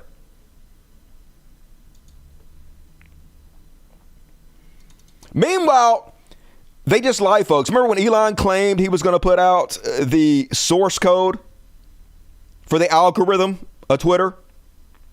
He was going to make it public domain. He promised to do it months ago, and he never did it. And so pressure mounted for him to actually live up to his word and actually do it. So then he put out source code, supposedly for the algorithm, and it showed they were blocking people who were trying to get out information about the Ukrainian war. It was suppressing people who were trying to spread information about trans issues, gay issues, LGBTQ issues. So now Elon Musk has put out a message, oopsies, it turns out that algorithm we put out there was the old algorithm, the one we no longer use anymore. It was fake. Oopsies, we accidentally pulled out bullshit instead of the real thing. Curious how you happen to do that, isn't it? Yep. Many of you pointed out code that boosts likes, retweets, and other tweets attributed to images URL. This turned out to be old and unused, so we deleted it. Yeah, now he's deleted it, folks. Where's the new one? Twitter admits the open source algorithm it posted under the guise of transparency was actually old and unused. Yep. Oopsies. More lies from Elon Musk. And then, folks, apparently, this week, Twitter has lifted restrictions on all the Russian government accounts. All the Russian propagandists calling for the destruction and the eradication of Ukraine are now back on Twitter, spreading genocide. Because Elon Musk has decided to let them back on there. Don't believe me? Here's one of the main accounts here. Why will Ukraine disappear? ? Because nobody needs it. Europe doesn't need Ukraine. The forced support of the Nazi regime by the American Mentors Order has put Europeans into a financial and political inferno, all for the sake of Bandera's unto Ukraine. That's even snobby. So basically, hey, we're going to wipe Ukraine off the face of the map. And here's why. 10 million views on Twitter. You want to know why the advertisers have fled the site? It's because they don't want to have, hey, here's why we're going to wipe out the Ukraine. Here's why we're going to genocide the Ukrainian people. Brought to you by Coca-Cola. Brought to you by American Airlines. Nobody wants that. That's why they're fleeing en masse, and that's why they won't return. But he doesn't care, folks. He has $40 billion to burn. He's the richest man in the world. And if the Ukraine gets genocided, who gives a shit? Who cares? He is a Russian operative at this point. And so they asked him, hey, why are you doing this? Why are you letting Russian propagandists use Twitter to call for the extermination of the Ukrainian people? And he's like, I'm told Putin called me a war criminal for helping Ukraine, so he's not exactly my best friend. All news is, to some degree, propaganda. Let people decide for themselves. Who cares if I let the platform or Twitter be used to call for the genocide of the Ukrainian people? I heard through the grapevine Putin doesn't like me, so it's all good. Yep, just garbage. He's a garbage man. This is why it's failing, folks. They want it to fail. Too many progressives have used it to push the progressive message. The same reasons that they're blocking Substack. Too many independent journalists are using Substack in order to push progressive policies. They're swaying the young. The young are voting for the left in mass numbers to where the right can never win any elections again, and the rich are fucking terrified. They would do anything to suppress the voice of the people, and that's exactly what is happening right now. Meanwhile, second richest man in the world, one of the most powerful people on the planet, owns one of the most important social media platforms in the world. He's a man-child. Our landlord at San Francisco headquarters says we're legally required to keep signs as Twitter and cannot remove W. So we painted the background color. Problem solved. Yeah, it's still Titter. I get it, Titter. Titter, folks, it's Titter, yeah. We're letting our platform be used to call for the eradication of the Ukrainian people. We're doing the largest suppression of independent journalism in the history of mankind. Titter, y'all, Titter. Just, okay. Okay, we're okay. Cool, universe. This is one of the most powerful men in the world, folks. This is second richest man in the world. This is how low level you can be and still reach the heights of America. If this doesn't crush any idea of meritocracy, nothing ever will. They tried to muffle our Titter, folks. They tried to stop us from changing the name to Titter. They muffled our Titter.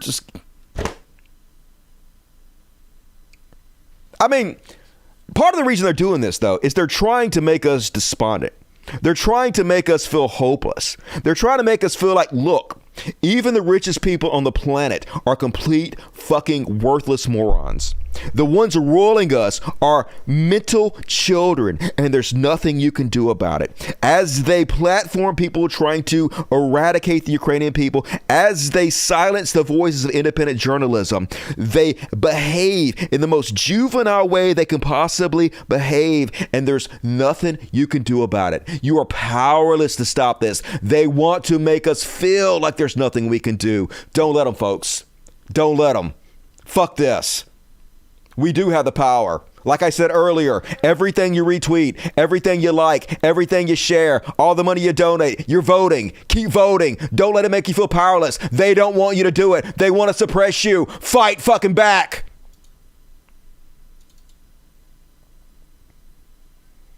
Same guy.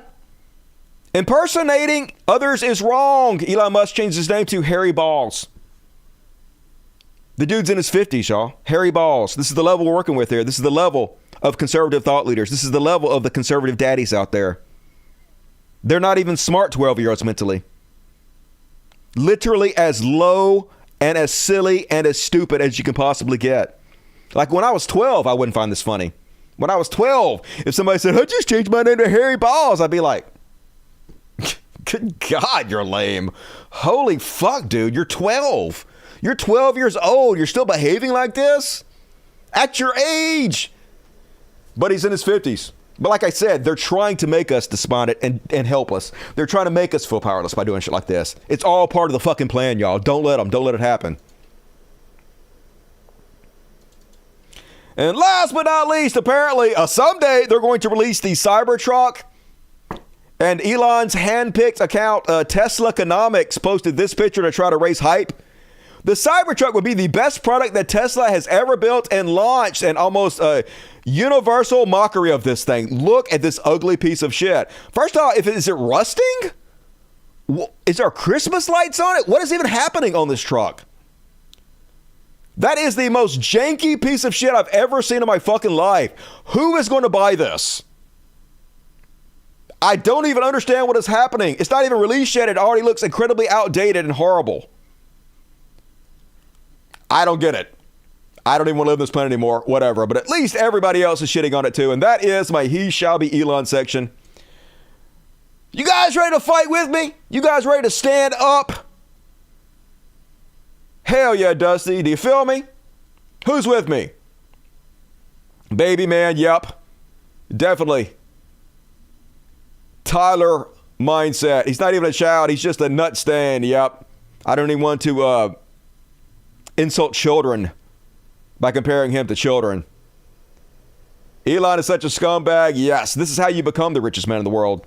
You have to have some kind of moral absence, a void where your soul should be. Obtuse triangle car. I know, right? It's like something from Minecraft or something. Wild, wacky stuff, folks. And move right along, folks. Little section. I got to make me an intro video for this. Somebody want to make me an intro video? Nah. See, now I'll have them do it. So what I need is, if anybody wants to do this for me, I need like a transparent background where there's some like effects over me, but you can still see my face when I'm doing this, because I have to do this live, because otherwise it wouldn't be like this.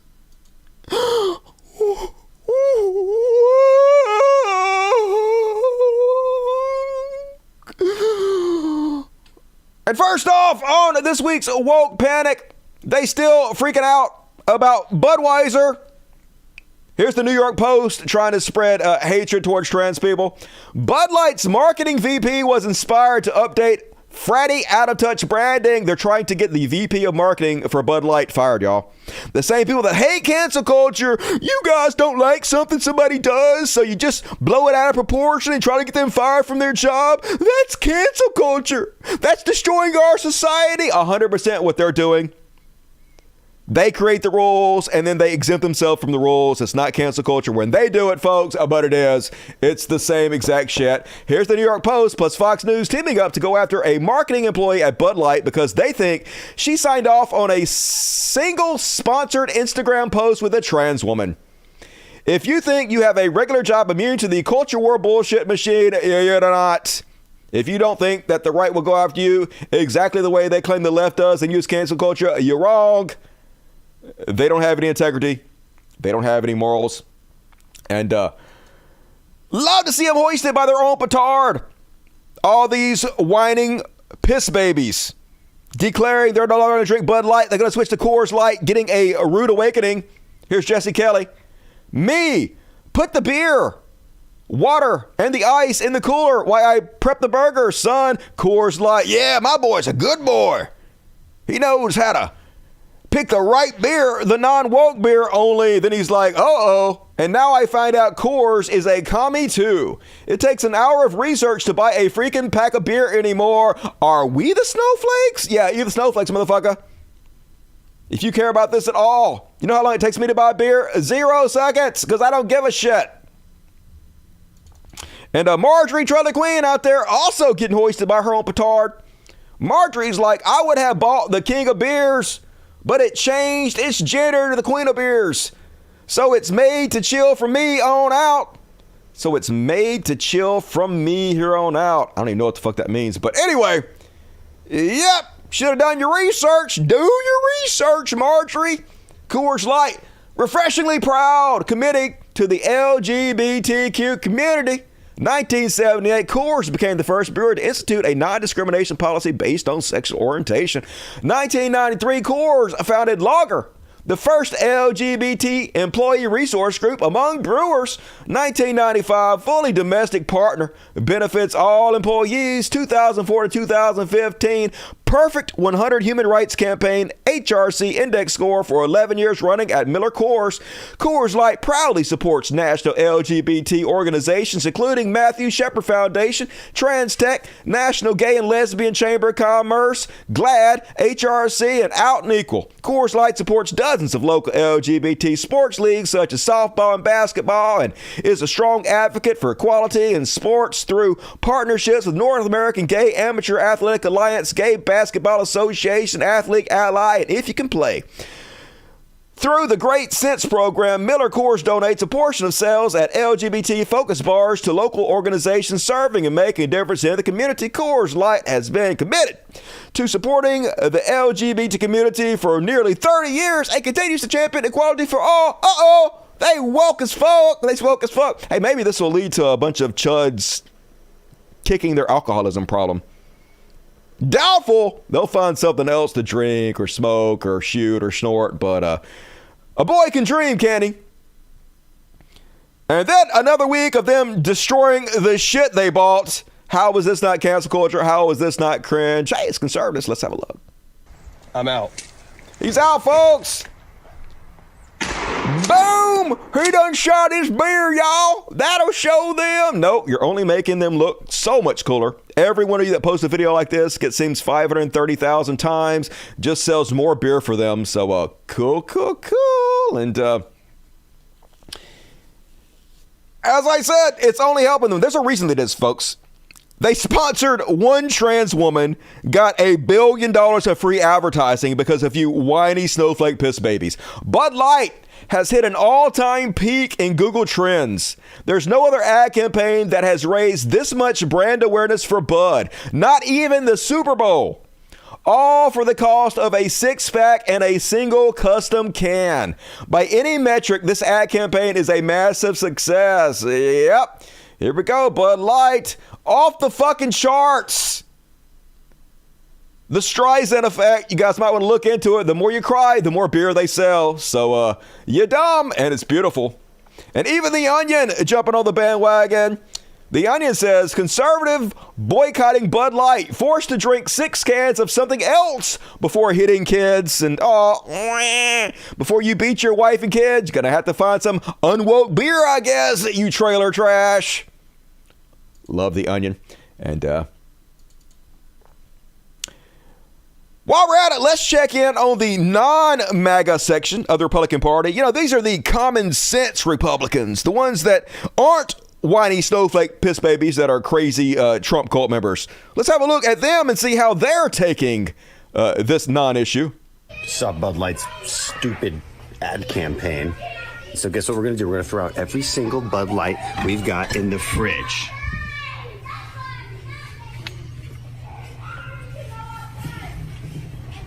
All right, well, I guess that was easy. That was easy. I would have thrown it away, but I don't even have any. Yeah, fuck you in your eye socket, dipshit. And then, apparently they hating Jack Daniels too. They hating everything because all the alcohol companies are woke as shit now. And so then they got to throw away the tens of thousands of dollars worth of memorabilia they've collected over the years because they got to stand for something or they're going to fall for anything. As you all know, I am the biggest advocate and supporter of Jack Daniels whiskey. I did know that. I've been for 40 years of my life, cool. if not longer. How old are you? Here's the deal. You went woke. The company's been going and making badass whiskey for 150 years, since 1866. And out of nowhere, you went woke. Out of nowhere. This is what I got for you guys. He about to show us, y'all. Prepare to be owned. Mirror that has been in my every house I've owned. Oh, has it? Didn't break. You just pull that right out of there. Every Jack Daniels glass that I've ever owned. Oh no, not Jack Daniels glasses. I mean, you could have given that to like charity or something, dipshit, but okay. Every wooden sign that's been up in my pub. Oh no, not wooden signs. Okay. You gonna burn that later? All right.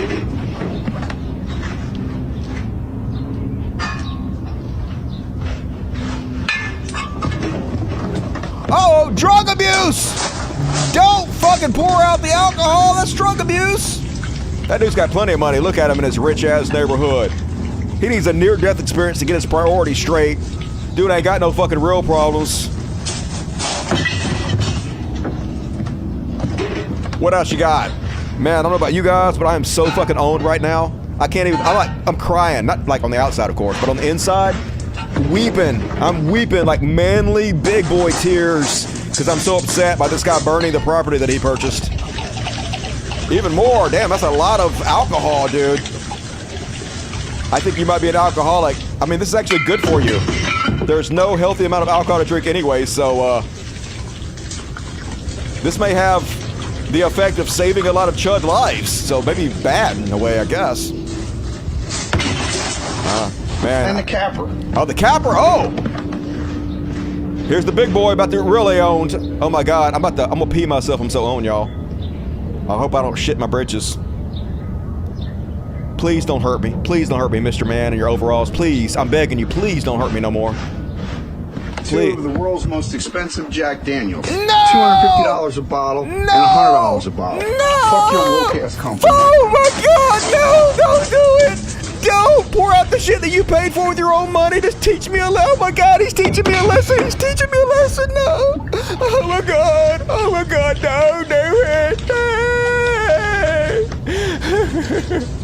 I am so old.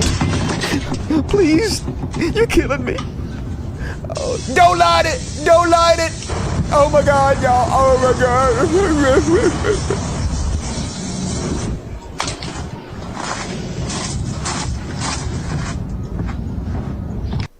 Okay, I'm going to become the Joker now. I'm done. I'm done with society. Time to float. It's time to float, motherfuckers. I'm just saying. Embarrassment. Conservatives. He filmed that himself. He put it up there himself. Like that made him look good, y'all. They just, I just love you guys. Like, you write this show for me. It's so easy to make fun of you when you're like this. Just a thin-skinned, whiniest piss babies you can possibly imagine. And Caitlyn Jenner, she also super mad because Nike also decided to sponsor this one person, Dylan Mulvaney. Talking about geniuses, knowing how to get the free advertising. So Caitlyn Jenner blast woke Nike for making transgender Dylan Mulvaney paid ambassador. This is an outrage. And she just jealous. Why didn't you guys make me the spokesperson? I thought I was the trans token. But here's the thing, Caitlyn Jenner. No matter how you try to placate those on the right, no matter how much you try to pander to them, no matter how much you feed into their trans panic, their transphobia, they still hate you. They think you're a freak. You don't have to believe me. Just listen to them. Our conservative, one of the greatest athletes of my generation. What a disgrace, they say about you. Unless this person changes their presentation back to male, we should pay him no heed. Bruce is responsible for some of the beginning of this cultural obsession with transgenderism. It doesn't deserve any attention. Her position on this is incoherent, and she has done the exact same thing. At least they're calling you by the right pronoun on that one. They hate your guts, Caitlyn. They are never going to accept you. Now, I know you don't care. I know that you don't have any integrity and you're fine with being part of the problem as long as you save an extra 10 cents on your tax return. But holy shit, have some self-awareness, please. You're rich. Fucking buy a clue. And Jordan Peterson also incensed. Kermit the Frog is like, boycott Nike now and permanently. There is no excuse for this. Dylan Mulvaney is woman face at its most egregious. Oh no, not woman face. Just tuck it. I know this is from Glenn Beck. This is supposed to be an insult, but it's kind of pretty funny. I actually like it. I'll allow it, Glenn Beck. Just tuck it. Hell yeah. Way to help them sell bras. You're the best friend Nike ever had. And then, oh my God. Fuck, why did you delete that? Son of a bitch. All right, whatever. I can't show you that one. All right, last but not least, apparently also they mad at the new Spider-Man movie because Spider-Man snuck a poster about trans rights into the movie. They snuck a poster about trans kids into the new Spider-Man, says in wokeness, and they crying about it. If you look deep, you have to like freeze frame it. One frame of the new movie says, what does this say? Protect trans kids. Got a trans flag that says protect trans kid. Oh no, bro, why they gotta keep doing this? Don't watch it then, you fucking whiny bitch ass snowflake. Cause they don't care about you. You're such a minority, you fucking whiners. Everybody just makes fun of you, your jokes, you have no power. Fuck off. And that is my woke panic this week. Are you not entertained? Kermit the Frog still crying, I know, right? You'd think he'd be in a better mood with all those drugs he takes, but nope, don't seem to be helping. What a waste, I know, right? Could have sent me all that booze. I'd have drank it. I'd have got rid of it for you. The guy finally realized he's a loser. They're all fucking losers, dude. Just amazing how willing they are to show it in public. I don't even have to look for it. They just deliver it on a platter to me. And move along, folks. We about to be in overtime here. Another banger show from Dusty Smith. Get your Billy Bowie dolls out. We better celebrate because it's heroes.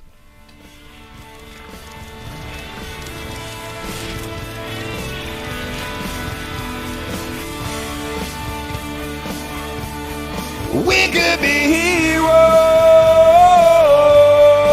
just for one day. Yeah, we could.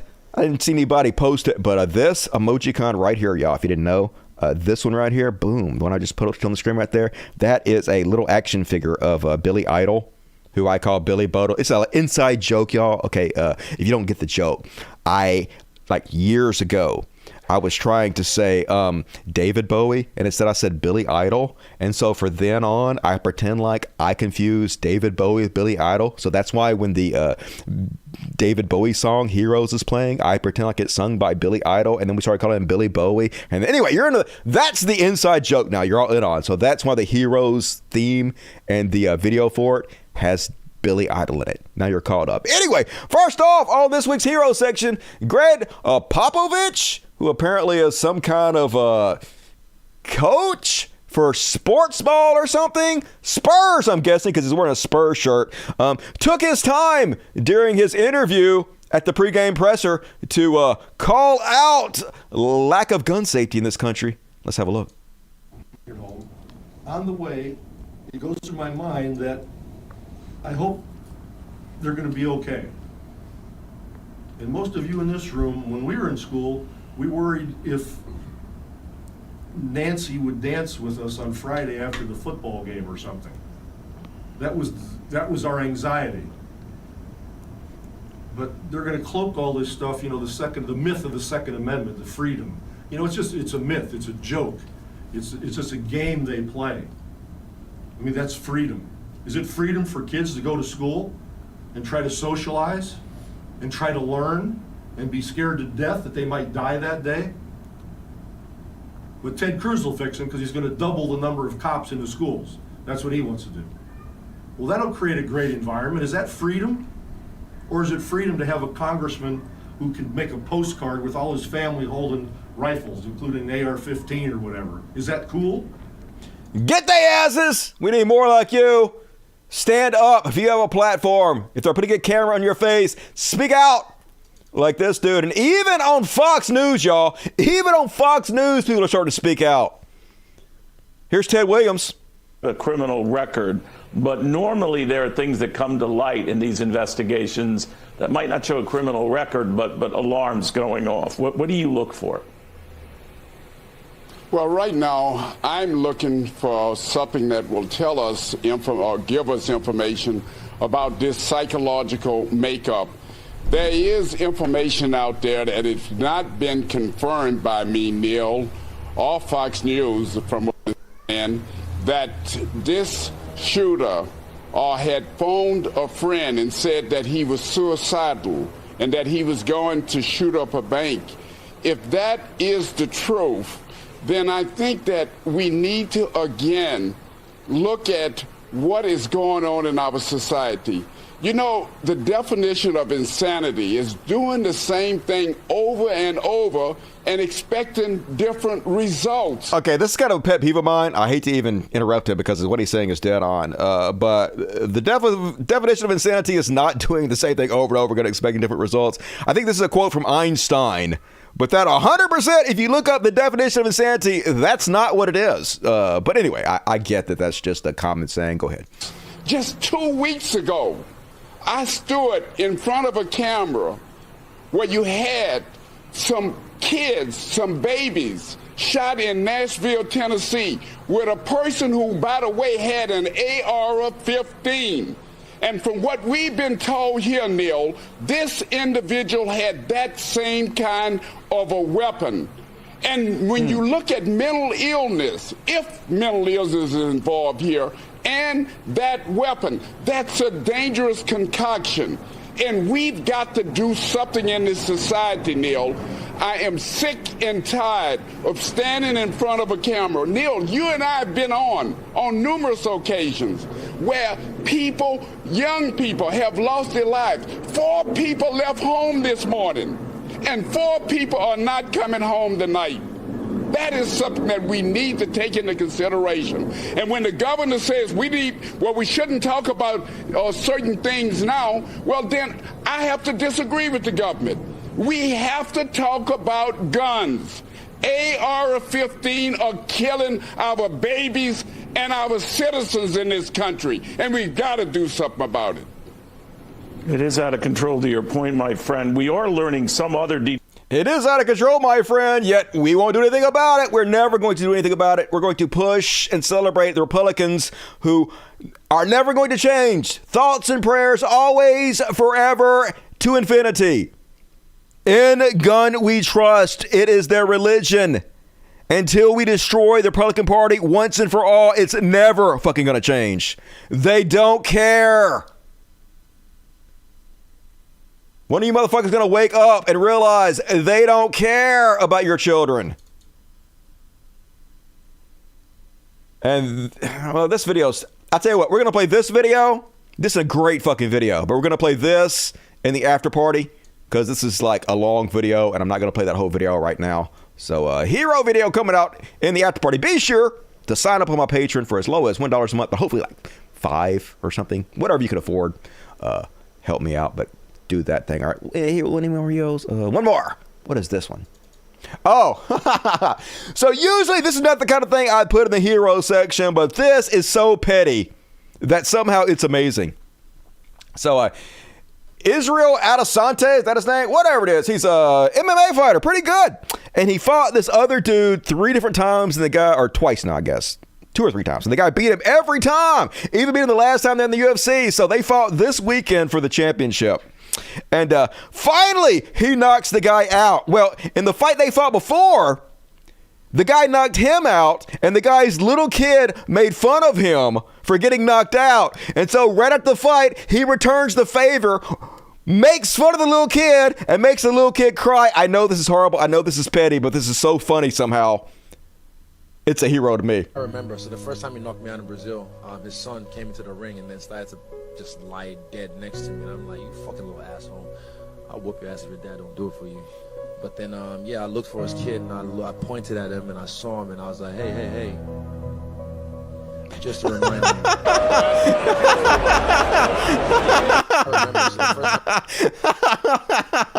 Oh, so mean, so petty, but come on, that's pretty funny. That's pretty, fuck that little kid, am I right? Come on, little bastard. Might not want to be a little shithead next time. And all right, that is my hero section for tonight. I thought that was pretty funny, yo. You guys should be enjoying that, laughing your ass out. Israel Adesanya, something like that, close. Just Desserts, it was great. Don't bring your kids, I know, right? Oh shit, I love. Pretty funny. All right, let's move on along, folks. It's Beyond Parody.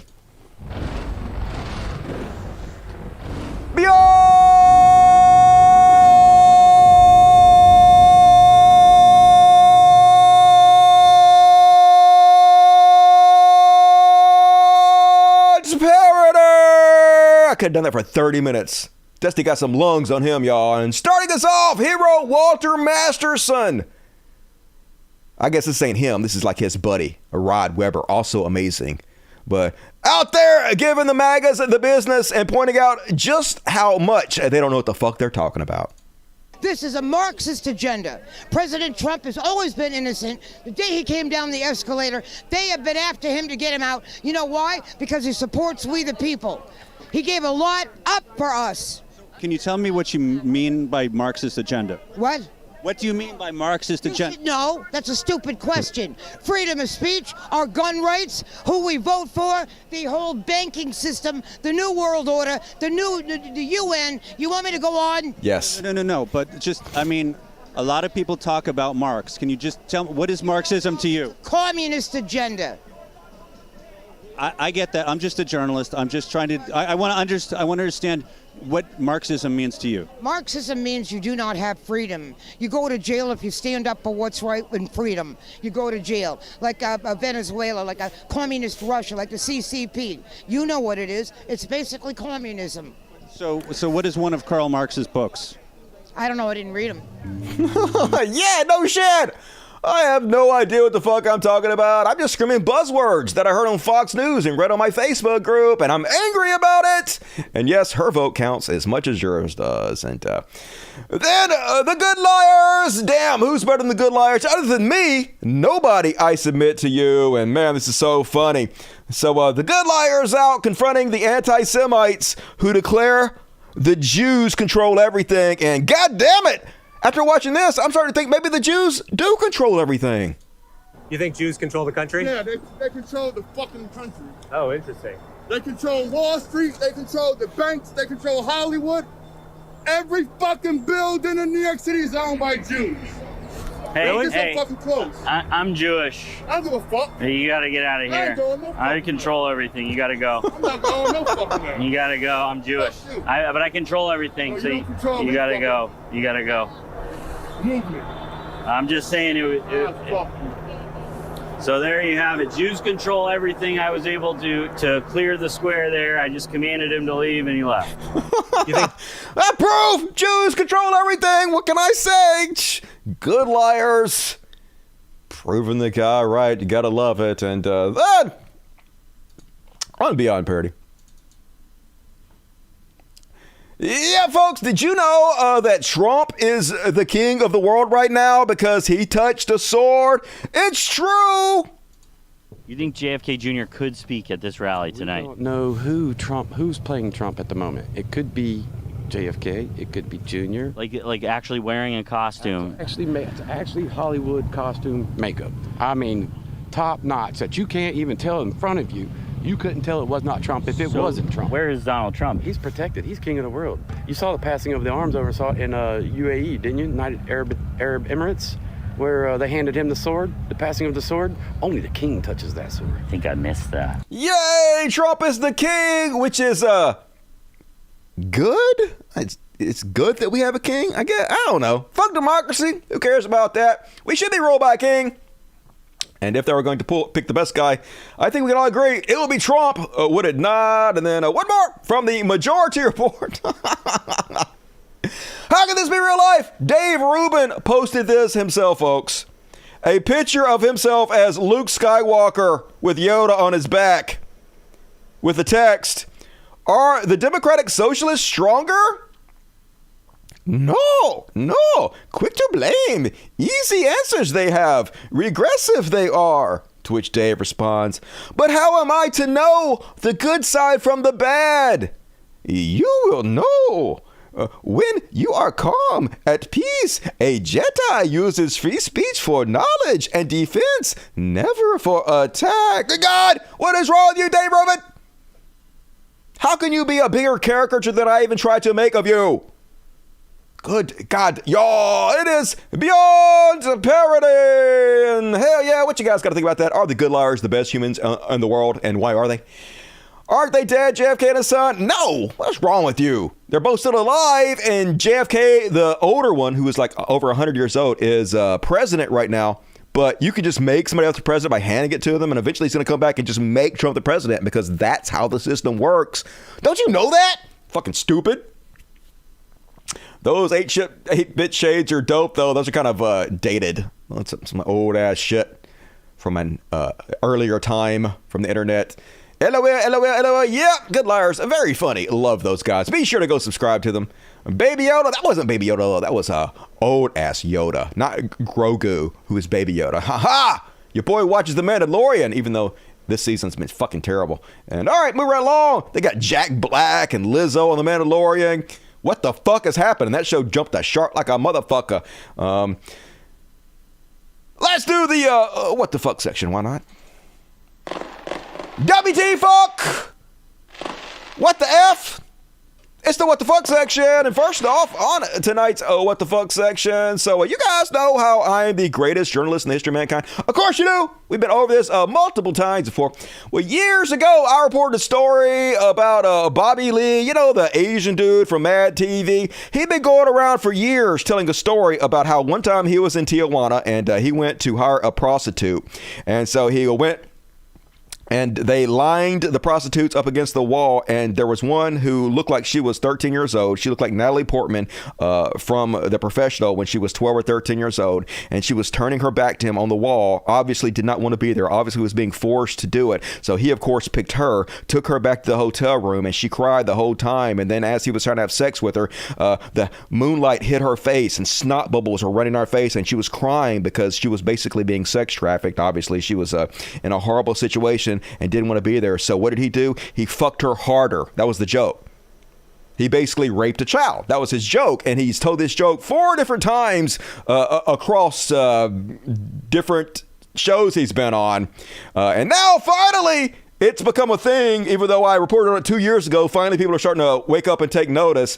Anyway, here's a little snippet of him telling the joke. It's even more horrible when you hear the whole thing, but here's just a small sample of it. Also, here's somebody calling him out for it. I look like a fat Manny Pacquiao. Mommy League of the... Shut the fuck up, bitch! No, you fucking raped a 12-year-old girl, dude. You raised a 12-year-old girl in Tijuana. I didn't rape a 12-year-old girl in Yeah, Tijuana. You said you did. You said you did. told this story 4 times. She You was joked 12, about it. dude. That was the age you said. She was fucking 12, dude. You raised a 12-year-old girl in Tijuana. Tell me about Tijuana. Tijuana, what's going on in Tijuana? Tijuana, what's up in Tijuana? And I have never raped anybody else. Why are you so defensive? And there was this girl that was facing the wall. And that's the one I want, obviously. the one you can't see. The one that doesn't want to be there. Yeah. Okay, I only did one weird thing. So I take this girl up there. I make love to her, right? Boy. The moon through the curtains shine on her face. And the moon was shining through the curtain. Did you wear a condom? She was crying. Oh no. Yeah. She turned her head into the moonlight, and she was crying. Oh. Yeah, she was weeping like snot bubbles. Yeah. Yeah, snot bubbles. God. Snot bubbles. He said snot bubbles. Yeah. And you can see tears coming down her face and snot bubbles. And she's shaking. So I do what any other guy would do, and I started power fucking her. And I felt so bad that I power fucked her afterwards. And I look, and she looked like Natalie Portman. What? Yeah, but like in The Professional. Hello everyone. This is the Tijuana story with all 4... Anyway, he claims that it was just a joke, folks. He's just joking about raping a child prostitute. Because, it's funny. It's hilarious. Nothing funnier than raping crying child prostitutes, I guess. So, cool. And here's the trash wall part of this. If you look at this video right here, that calls him out, the vast majority of the comments are that he did nothing wrong, that it's funny, that we lack a sense of humor, and they're going to support him and give him even more money now. He's going to be more famous from this controversy. He's going to go on that Joe Rogan's new anti-woke club and kill it. He's going to get even on more shows now. He's going to make more money off of this, folks, because this is what our society rewards. We are broken in every fucking possible way a society can be broken. We are. Fuck you, Bobby Lee. And, all right, move right along. On the what the fuck section. Apparently, Elizabeth Hurley retweeted this on Easter. This is her banger of a tweet from 2018, and I got so many questions. So here she is, kissing up, loving up against this delicious man candy, right? And I don't blame her. She a hot cougar. This is obviously a nice-looking young man. She's nuzzling up again. Let's read the message that she left on her kissing up on this sex pot. Thanking God today that my nephew, all right, flag on the play, stop, your nephew, the hell you doing, lady? My nephew Miles is with us for Easter today. His wound is still oozing blood, but he's alive and we're thankful. The knife man who stabbed him are still roaming around London. Perhaps around your loved ones. Happy Easter. Man, the hell's going on? I got so many questions here, but I guess, ants don't count. That's what I heard. Ants don't count. So you go, Elizabeth Hurley and your nephew Miles. Yikes. And then, yeah, I know. What the fuck? On what the fuck? Apparently, Steven Tyler finally is in court. Remember I told you guys this story before where he had a childhood concubine. She was like 16 years old, and he talked her parents into giving him custody of her so he could take her across state lines and have sex with her all over the place without getting in trouble and arrested. And then he wrote a book where he admitted that he did all this. And now she's suing him for trafficking her as a sex child slave or whatever. And anyway, his defense in court is he's not guilty because he was the legal guardian of her. So that makes it legal. That's literally what he's saying in court now. So, yikes, Steven Tyler. Man, it was like the thing is it was a different time back then. I'm not saying this in any way to excuse his behavior because I'm not excusing this behavior. But they didn't think anything about this back then. The other day I was watching the new documentary about Brooke Shields called Pretty Baby, about her upbringing. And man, like even her mama was like, yeah, since the time she was a baby, I was trying to make her seductive. Like everywhere she went, they were talking about how sexy she was. That she was like 10, 11, 12 years old, how sexy and hot and seductive she was. All of the news media, nobody called it out. It was just pedorific back then.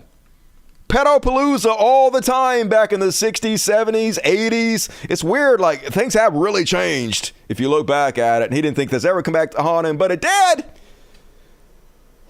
Bad defense, Steven Tyler. And then, okay. The title of this article is, meanwhile here in Mississippi, Mississippi woman who had sex with dog film act outside church. Whew. Okay, out a lot. This is the girl. Apparently she having sex with her dogs outside of church and good God, these dogs are getting better looking women than I am. What the fuck's happened to this universe? I'm jealous of dogs now.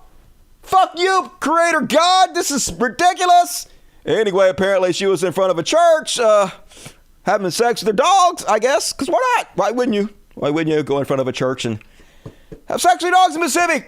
I guess there's nothing better to do here than have sex with your dogs in church. Yeah. Ooh, I know it's gross. That's why it's in the what the fuck section. Anyway, to make it even more horrible, folks. Yeah, no, what I know the dog poop, I know. So of course, Kermit the Frog, Jordan Peterson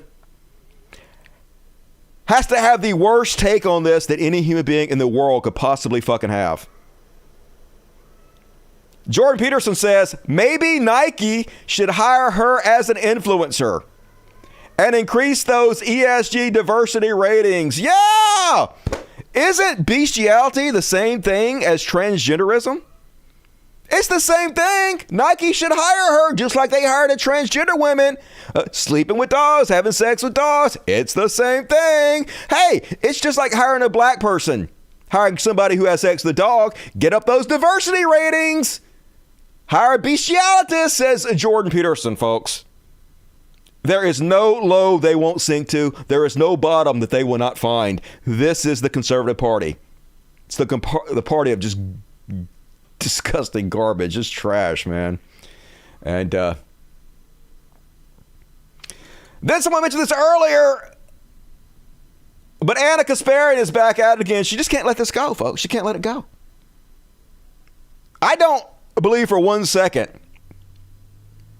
in any meaningful number, people are telling Anna Kasparian she has to refer to herself as a birthing person. I don't think there's any number of people, in any meaningful number anyway, that are telling her she can't call herself a woman. I don't know why she continues to want to die on this hill, why she continues to harp on this, but she's back at it. LOL, the meltdowns over wanting to be referred to as a woman rather than a birthing person is pretty wild. I'll never apologize for that, especially as a biological woman who has had a fucking lifetime of being told I'm less than. I'm a woman, no apologies. Literally not anybody is seriously telling you to apologize for being a woman. Nobody. I mean, it's possible a couple people, like a couple trolls or some idiot maybe told her that, but like people tell me to kill myself all the time. You know what I do? I just fucking ignore them. If someone called me a sperm donor in a post, it in no way would take an ounce of my manhood away. I would just ignore it and move on with my life. Why the fuck are you harping on this? It's really fucking wild, but Here's the craziest part. She knows exactly that the right is using this false narrative in order to try to make the left look irresponsible, out of touch, stupid. She knows this because she herself admitted to it last year. They know that it is very possible for someone to be born a biological male or a biological female, but in terms of gender, identify differently as a male or non-binary, but they still have the biological capacity, the physical capacity to get pregnant. So that's why the language, the rhetoric is inclusive to include those people. It is not a big deal, but they make it a big deal. They manufacture it into a big deal because that's all Republicans are. That's all they have. This is all they do. Endless bad faith arguments meant to fearmonger and direct hatred and fear toward other Americans, typically powerless Americans. They definitely, you don't say, Anna. Might I introduce you to Anna? You might want to talk to yourself, bitch. Just hard to believe. Hard to believe she knows. Couldn't have said it better myself. Might want to look in a mirror and repeat that to yourself, Anna. It's fucking disappointing. God damn it. It's almost like she's trying to use this controversy to get clout when she knows all it does is hurt trans people, but she doesn't care. It's just incredibly fucking disappointing. And then on the what the fuck section, apparently the Geek Squad came into this person's house and they mounted their TV to the sewage pipe. That's not how you do that, Geek Squad. I guess they just used their stud finder. They're like, found one. Let's just screw it right into the sewage. What could go wrong? Might not want to hire a Geek Squad anymore. Just saying. That's kind of on you a little bit. And then, next up from Butt Pucker Theater, imagine just sitting on the tailgate of your truck, minding your own damn... Oh, shit! Yeah, you should play the lottery. Yeah. Wow, you are the luckiest human that ever lived in the whole of human history. Good God. How are you still alive? Oh my God, how are you still alive, dude? You're so lucky. You almost died. And then, on the what the fuck section. Never touch a DJ's equipment, folks. That is a no-no. They'll kill a motherfucker for that bullshit. Here's a guy, probably drunk, just sitting over there. Oh, shit. Let me turn the volume up so you can see that in its in full speed. Here we go. This dude, drunk with his beer, he's over there like, how does this shit work? Let me touch this DJ's equipment. And then, oh, snap.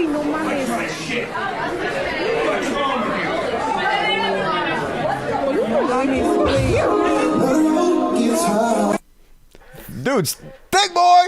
He ain't having it. You're like, fuck you, don't you touch my equipment. I will murder you. Then he gets right back on it. That's a professional for you. And then, did you guys see this one? Warning, death. Death happens here. I'm not going to show you all of this. But apparently there is a Russian propagandist, Vladimir Tatarsky, who is a very famous propagandist in Russia. Now, I think he might have said something he wasn't supposed to. He might have pissed off Vladimir Putin. I'm not really sure who did this, okay? But some lady walks up and hands him a little statue, a little bust. And apparently it contained explosives, and he held it up next to his face, and they exploded it, and they murdered him while he was giving a speech in a deli or something. Значит, и успех этого наступления, ну давайте не будем, так сказать, преуменьшать, для нас не будет исчерпываться лишь военными неудачами. Последует и политический кризис. Вот скажите, пожалуйста, Настя, иди сюда. Oh, gift from a pretty girl. So nice. It's like, sit over here while I open it. Okay, cool. I'll sit over here while you open that. What is it? Oh my God, so cool. Hold this microphone while I pick this gift up. It's a bust. of me or something. I don't know. Super cool. Wow, this is the greatest gift I've ever received. I love it. I'm going to hang this on my mantle. I'm going to show everybody you're so nice and generous for giving me this. I love you. Yeah, I'm a big fan. I'm a big fan of yours. That's why I gave it to you. And they're like, hold it up for the picture. Take the bust up and hold it up for a picture, please. And he's like, okay. Okay, sure. Let me hold this bust up for a picture. And then,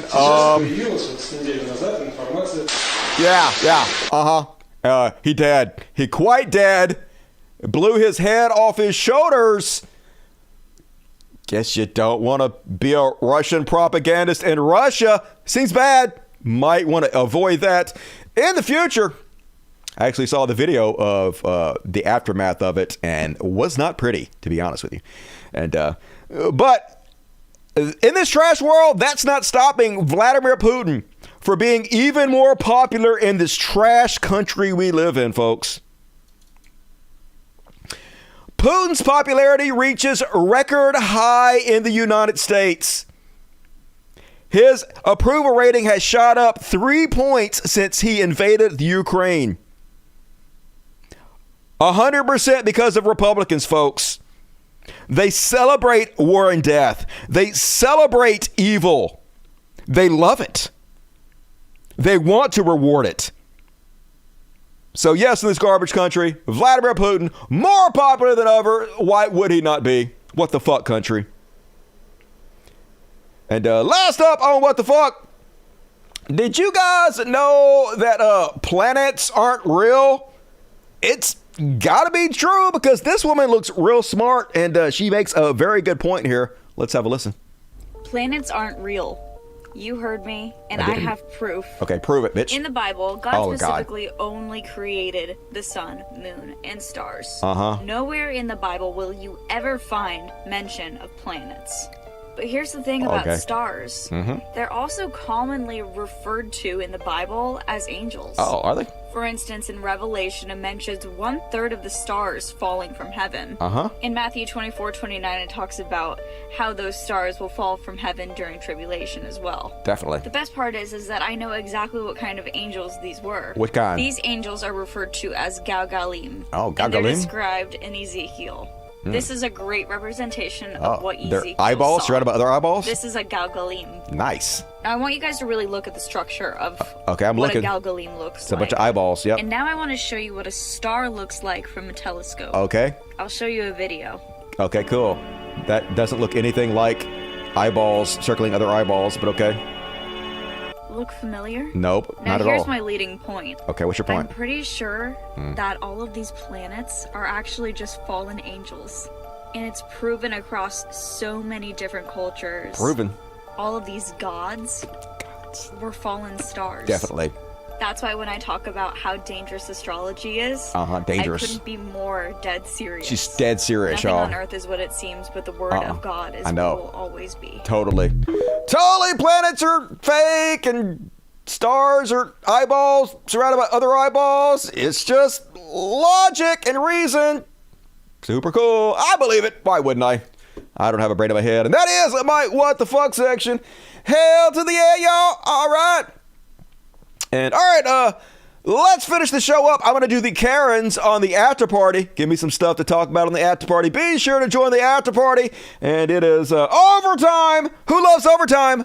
All you motherfuckers love overtime. So last chance to get your super chats in and immortalize yourself forever and ever, ever. Reward me for overtime. Let's finish the show off strong with some slow news week. Hold your ears. I'm going to yell really loud. Slow news week. Yeah! Hell yeah. And first off, this week's slow news week. Okay, I'm going to share this. Let's save this. We'll save this for the after party too. I showed a picture on my Twitter and on my Facebook of my setup I have here of I call it Mission Control, my studio that I've set up to record, that I'm recording this show right now. I'm actually sitting in my bed right now believe it or not. I have a green screen behind me, and I have 2 monitors right in front of me, and another big TV right there, and I have like 30 lights pointing all over the place. And I took a picture of my whole setup, and I showed it on my Twitter and my Facebook feed. I'm going to show you guys at the after party, so be sure to sign up for that and join me on the after party. But also this week, this went super viral this week. I saw this like 150 times. Like, it was everywhere, folks. Apparently this is the hot new thing. And so I was like, I'll share it with you. Why not? It's kind of cute. So apparently, and I don't know if this is staged or not. It could be. I have no clue. Supposedly this is real. But this guy works at an office, and no matter what, his office mate would not turn around in his chair no matter what questions he asked him. So then he started filming, asking the guy questions, and how the guy never turns around, and he put it on the internet and went viral. So he got like hundreds and hundreds of messages every second because it went so viral. People asking him questions to ask the guy, and here it is. It says, this TikToker went viral for trying to get his coworkers to literally just turn around. Do you like pineapple on pizza? Yeah, I like pizza. Hell yeah, pizza good. So, is that like your favorite, or? I can eat all pizza. Hey, Alan. What? Do you have a favorite Pokemon?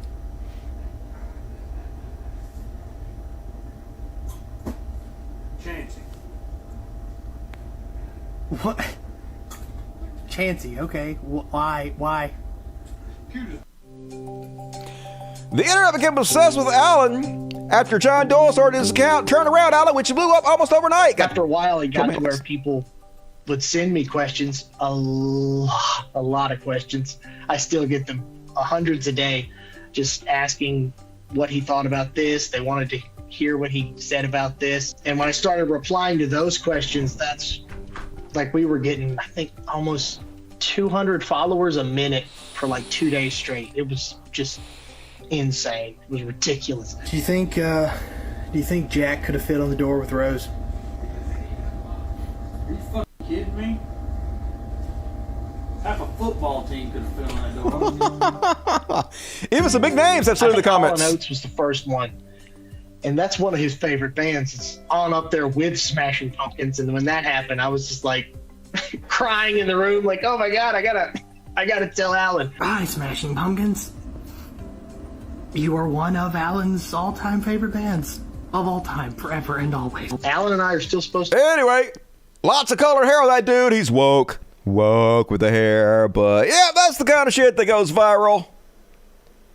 I need to come up with a stunt like that to go viral. Ask my cats what they think. And also, this went sort of viral. The weirdest question this person's ever been asked on a job application. The question they were asked is, you've been given an elephant. You can't give it away or sell it. What would you do with the elephant? I thought I would answer. If I were given this question, how would I answer this question? And I was like, okay, well, if I couldn't give it away or sell it for some reason, then, I mean, the only choice I would have would be to bring it home, put it in my yard, and then I guess I would have to, like, go on the internet and say, hey, everybody, I have this elephant in my yard, and for some reason I cannot explain to you. I'm not allowed to sell it, and I'm not allowed to donate it to a zoo or anything. I have to keep it. I can't tell you why. It doesn't make any sense, but I can't. So could you people please send me money to feed this elephant? And then either people would send me money to feed the elephant, and I would feed the elephant and keep it in my yard for as long as the authorities let me do it. I guess they wouldn't come get it because you can't give it away or donate it, so they'd have to let me according to these stupid rules that you put in place.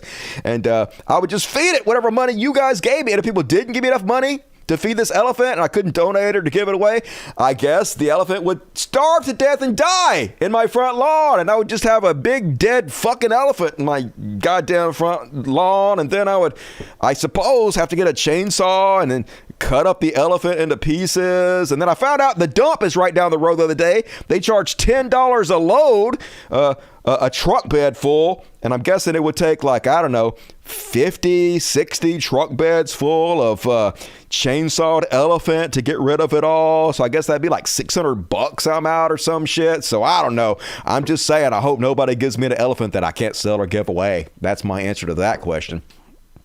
And then on the Slow News Week, What if Marvel characters were from Mississippi, the most obese state? Yep, here's a Captain America. Exactly like you would expect him. He got the diabetes and fatter man. He definitely stretching that elastic out, dude. I wonder if he can still climb walls. I guess he could. He's Spider-Man. He's pretty strong, right? And gotta have that jumbo suit there for Iron Man. Don't think there's enough metal in the world to fit you in there. And oh my God, Black Widow. No, not Scarlett Johansson. Now you gone too far, Mississippi. Hell to the no. And the Hulk. The Hulk looks still pretty much the same. He's a little chubby. He gained a little bit of weight. Might want to check out keto or something there, Hulk. Just saying. And oh my God, Scarlet Witch. Looking big, like kind of Miss Piggish.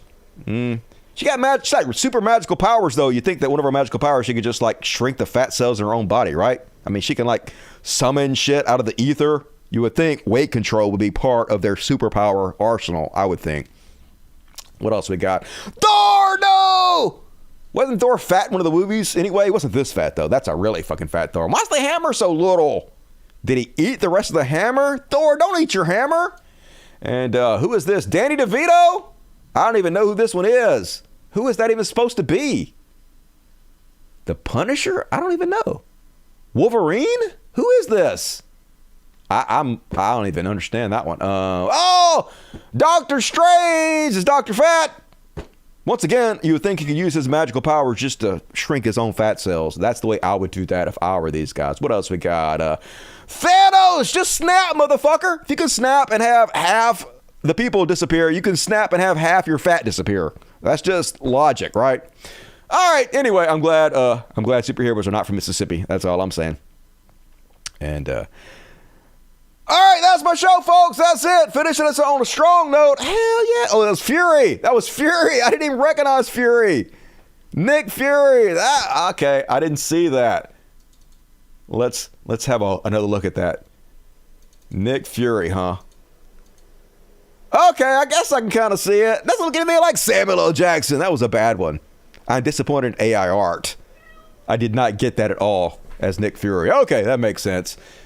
Super cool. All right, let's read the super chats before we switch over to the greatest afterpart of the history of mankind. Oh, what we gotta say? Boom, it's over here. All right. Damn it, Anna. We all forgot why I'm bringing this up again, because she got a clout chase, play the victim. For the exact same reason that she said in the video she's doing it. She already outed herself exactly why she's doing it. And, the EMFB got in just in time. Hero you are. Take my money, smoke weed. Yeehaw! I will, EMFB. Thank you for being one of the good ones. I love you.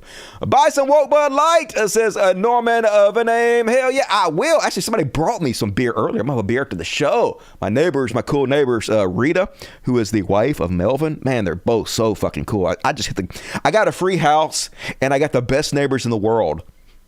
I feel like I hit the lottery somehow. Sometimes I just feel like I hit a life lottery, folks. I sit in my bed. I talk for a living. My neighbors are amazing. I got a free house. I'm just afraid to wake up. Love my life. And thank you, Norman, for your name. You're amazing. And Max Idol, 5 gifts. Cult of Dusty memberships. Be sure to spam the chat with impunity because of Max Idol's awesomeness. And I divide by 0 going to crash the world by dividing by 0. Don't do that. But gifted also another 5 Cult of Dusty memberships. So much generosity. And he gets it another 5. That's a total of at least 10 today from this fucking hero. Thank you, I Divided By and Max Idol. And welcome to Dust Buddies, I Divided. Be sure to put the customized emojis. I wonder if Bud Light revenue for this quarter will double. Maybe. They might have like a slight blip from the people boycotting it, but conservatives have the brains of goldfish, so it won't last very long. Daniel Roman, Dusty, I consume a lot of YouTube political media. You are number one. Have so much fun watching your show. Never be discouraged, brother. We fans need to work harder for you. I agree. Share my shit everywhere, folks. This hero is telling you the right way. Also, I forgot to... I got a super chat on the last show. It was $100, and I didn't fucking read it. Like, I don't know. My brain glitched fucking out, and I didn't even read it somehow. But it was from Norman Vaname. Gave me $100 the last show. So I'm sorry for not reading your super chat on the last show. You didn't say anything, but you did give me $100 and I didn't even mention it. So I'm sorry, Norman, but you were a hero. And again, once again tonight, you were a hero. So double hero. Everybody show Norman the name some love in the chat. I apologize for being dumb. And Cole James, $50. What up, Cole? My favorite name's Cole. Love you, buddy. You didn't say anything and you don't have to. I know you're amazing. I appreciate you supporting the show. I voted $9.99. Ding, ding, ding. He is absolutely on every side of whatever serves him. Fuck Elon. Yep, Elon is on Elon's side. Whatever allows him to save a buck on his taxes. One more for the road. Got us in just in time. M. Maximus 1975. That was the year I was born. It takes one to know one, you hero. LGBTQ BBQ. I'll bring the Bud Light. Hell yeah, that'll be an awesome BBQ. I'll bring my sexy ass. And I love you, Dusty. I love you, Sharon Pate or Pate or however you pronounce it. Either way, you're delicious. And Stackum 619, another fucking hero, $50. So generous, riding on your pair. Get along, little donkey. Get along, little donkey. Donkey. Hell yeah, thank you. And keep it up. I voted. Hero, you are. Keep voting. Parker Aguirre, what's up, Parker? We're putting the thing you sent us together today. Next show, maybe I'll show it. Your pink cat condo. We're doing it. It's all happening. Did you get a chance to watch the vid I made of Matt Walsh? I did not. I'm sorry. I'm real proud of it. It looks so long to put together, but knowing that I did my research and it's got your face in it, I don't know, man. Makes me proud of my work. Send it to me again, Parker. I missed it. I'm so sorry. I missed it. I've been so busy. Oh, man. All kinds of shit's been going on this week. So I'm sorry, but I will watch it. I apologize. Have to leave the link so we can share it. In religion, secularism for the win. I agree, Omega Weapon. Good point. Anything else pop up? What up, Django Fett? How you doing? Appreciate you. Golden Dragon, I would befriend the elephant, and then together we would conquer the world, and the elephant would never forget. That's what I hear. Hell yeah. All right, folks. I appreciate every one of you heroes that donate tonight. Much love. Please hit the like button before you go. Please share the videos everywhere you go. Please become a patron. There's a link in the description of this video on my Patreon, and you get all kinds of exclusive access to the coolest shit I do, like the after party, which begins right fucking now. All the cool kids are switching over and hanging out with me for a little bit longer. Don't you want to be a cool kid? Peer pressure, so do it. Join me on my Patreon. Link in the description of this video. All right, to play us out, I'm going to play another one of these songs. I played one last show. God Said by Anthony David. This week, another one of my favorite atheist songs from yesteryear, about 10 years old. This time, it's Poison by Tombstone the Dead Man. Gonna play it, run to the bathroom. Everybody else, switch over to Patreon now. The rest of you motherfuckers, I will see on Friday for another episode of the greatest show in the history of mankind. Be sure to tune in. I'll see you motherfuckers then. I love you. And as always, until next time, Logic, thank you, MJ. Got in under the bell. Here's some Tombstone the Dead Man with Poison. Good night, everybody. My church believes heaven and hell are real places.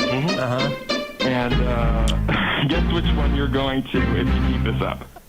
I don't know how we can fix a world where people have been so convinced that they are doing the right thing out of compassion and love and trying to help people when it is absolute poison, when it is absolutely destructive. Now who's the one that is responsible for how the world is? Who's the one that is responsible for how we all live? Takes the negative influences and poisons all the kids, so they just repeat the stupid shit that you and I did. Who's the species that wallows in this puddle of mud? Who's the one that painted the planet in buckets of blood? Who's the one that begs a God for forgiveness of sin and turns right around the next day and does it again?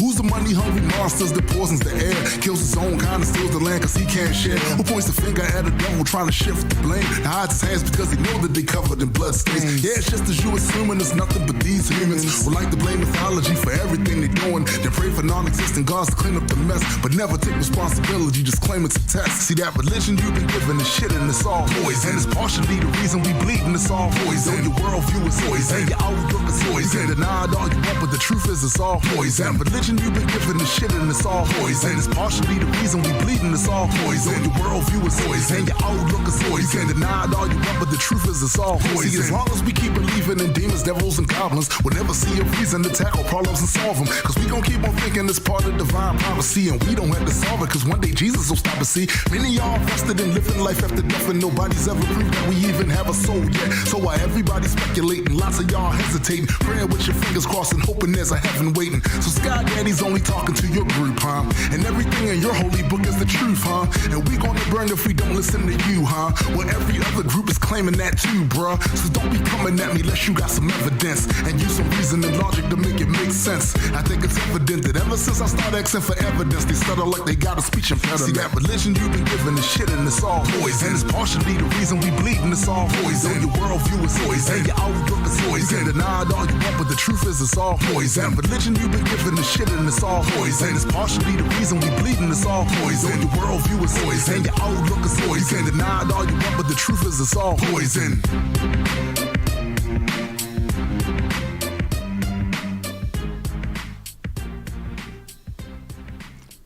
Switch over now.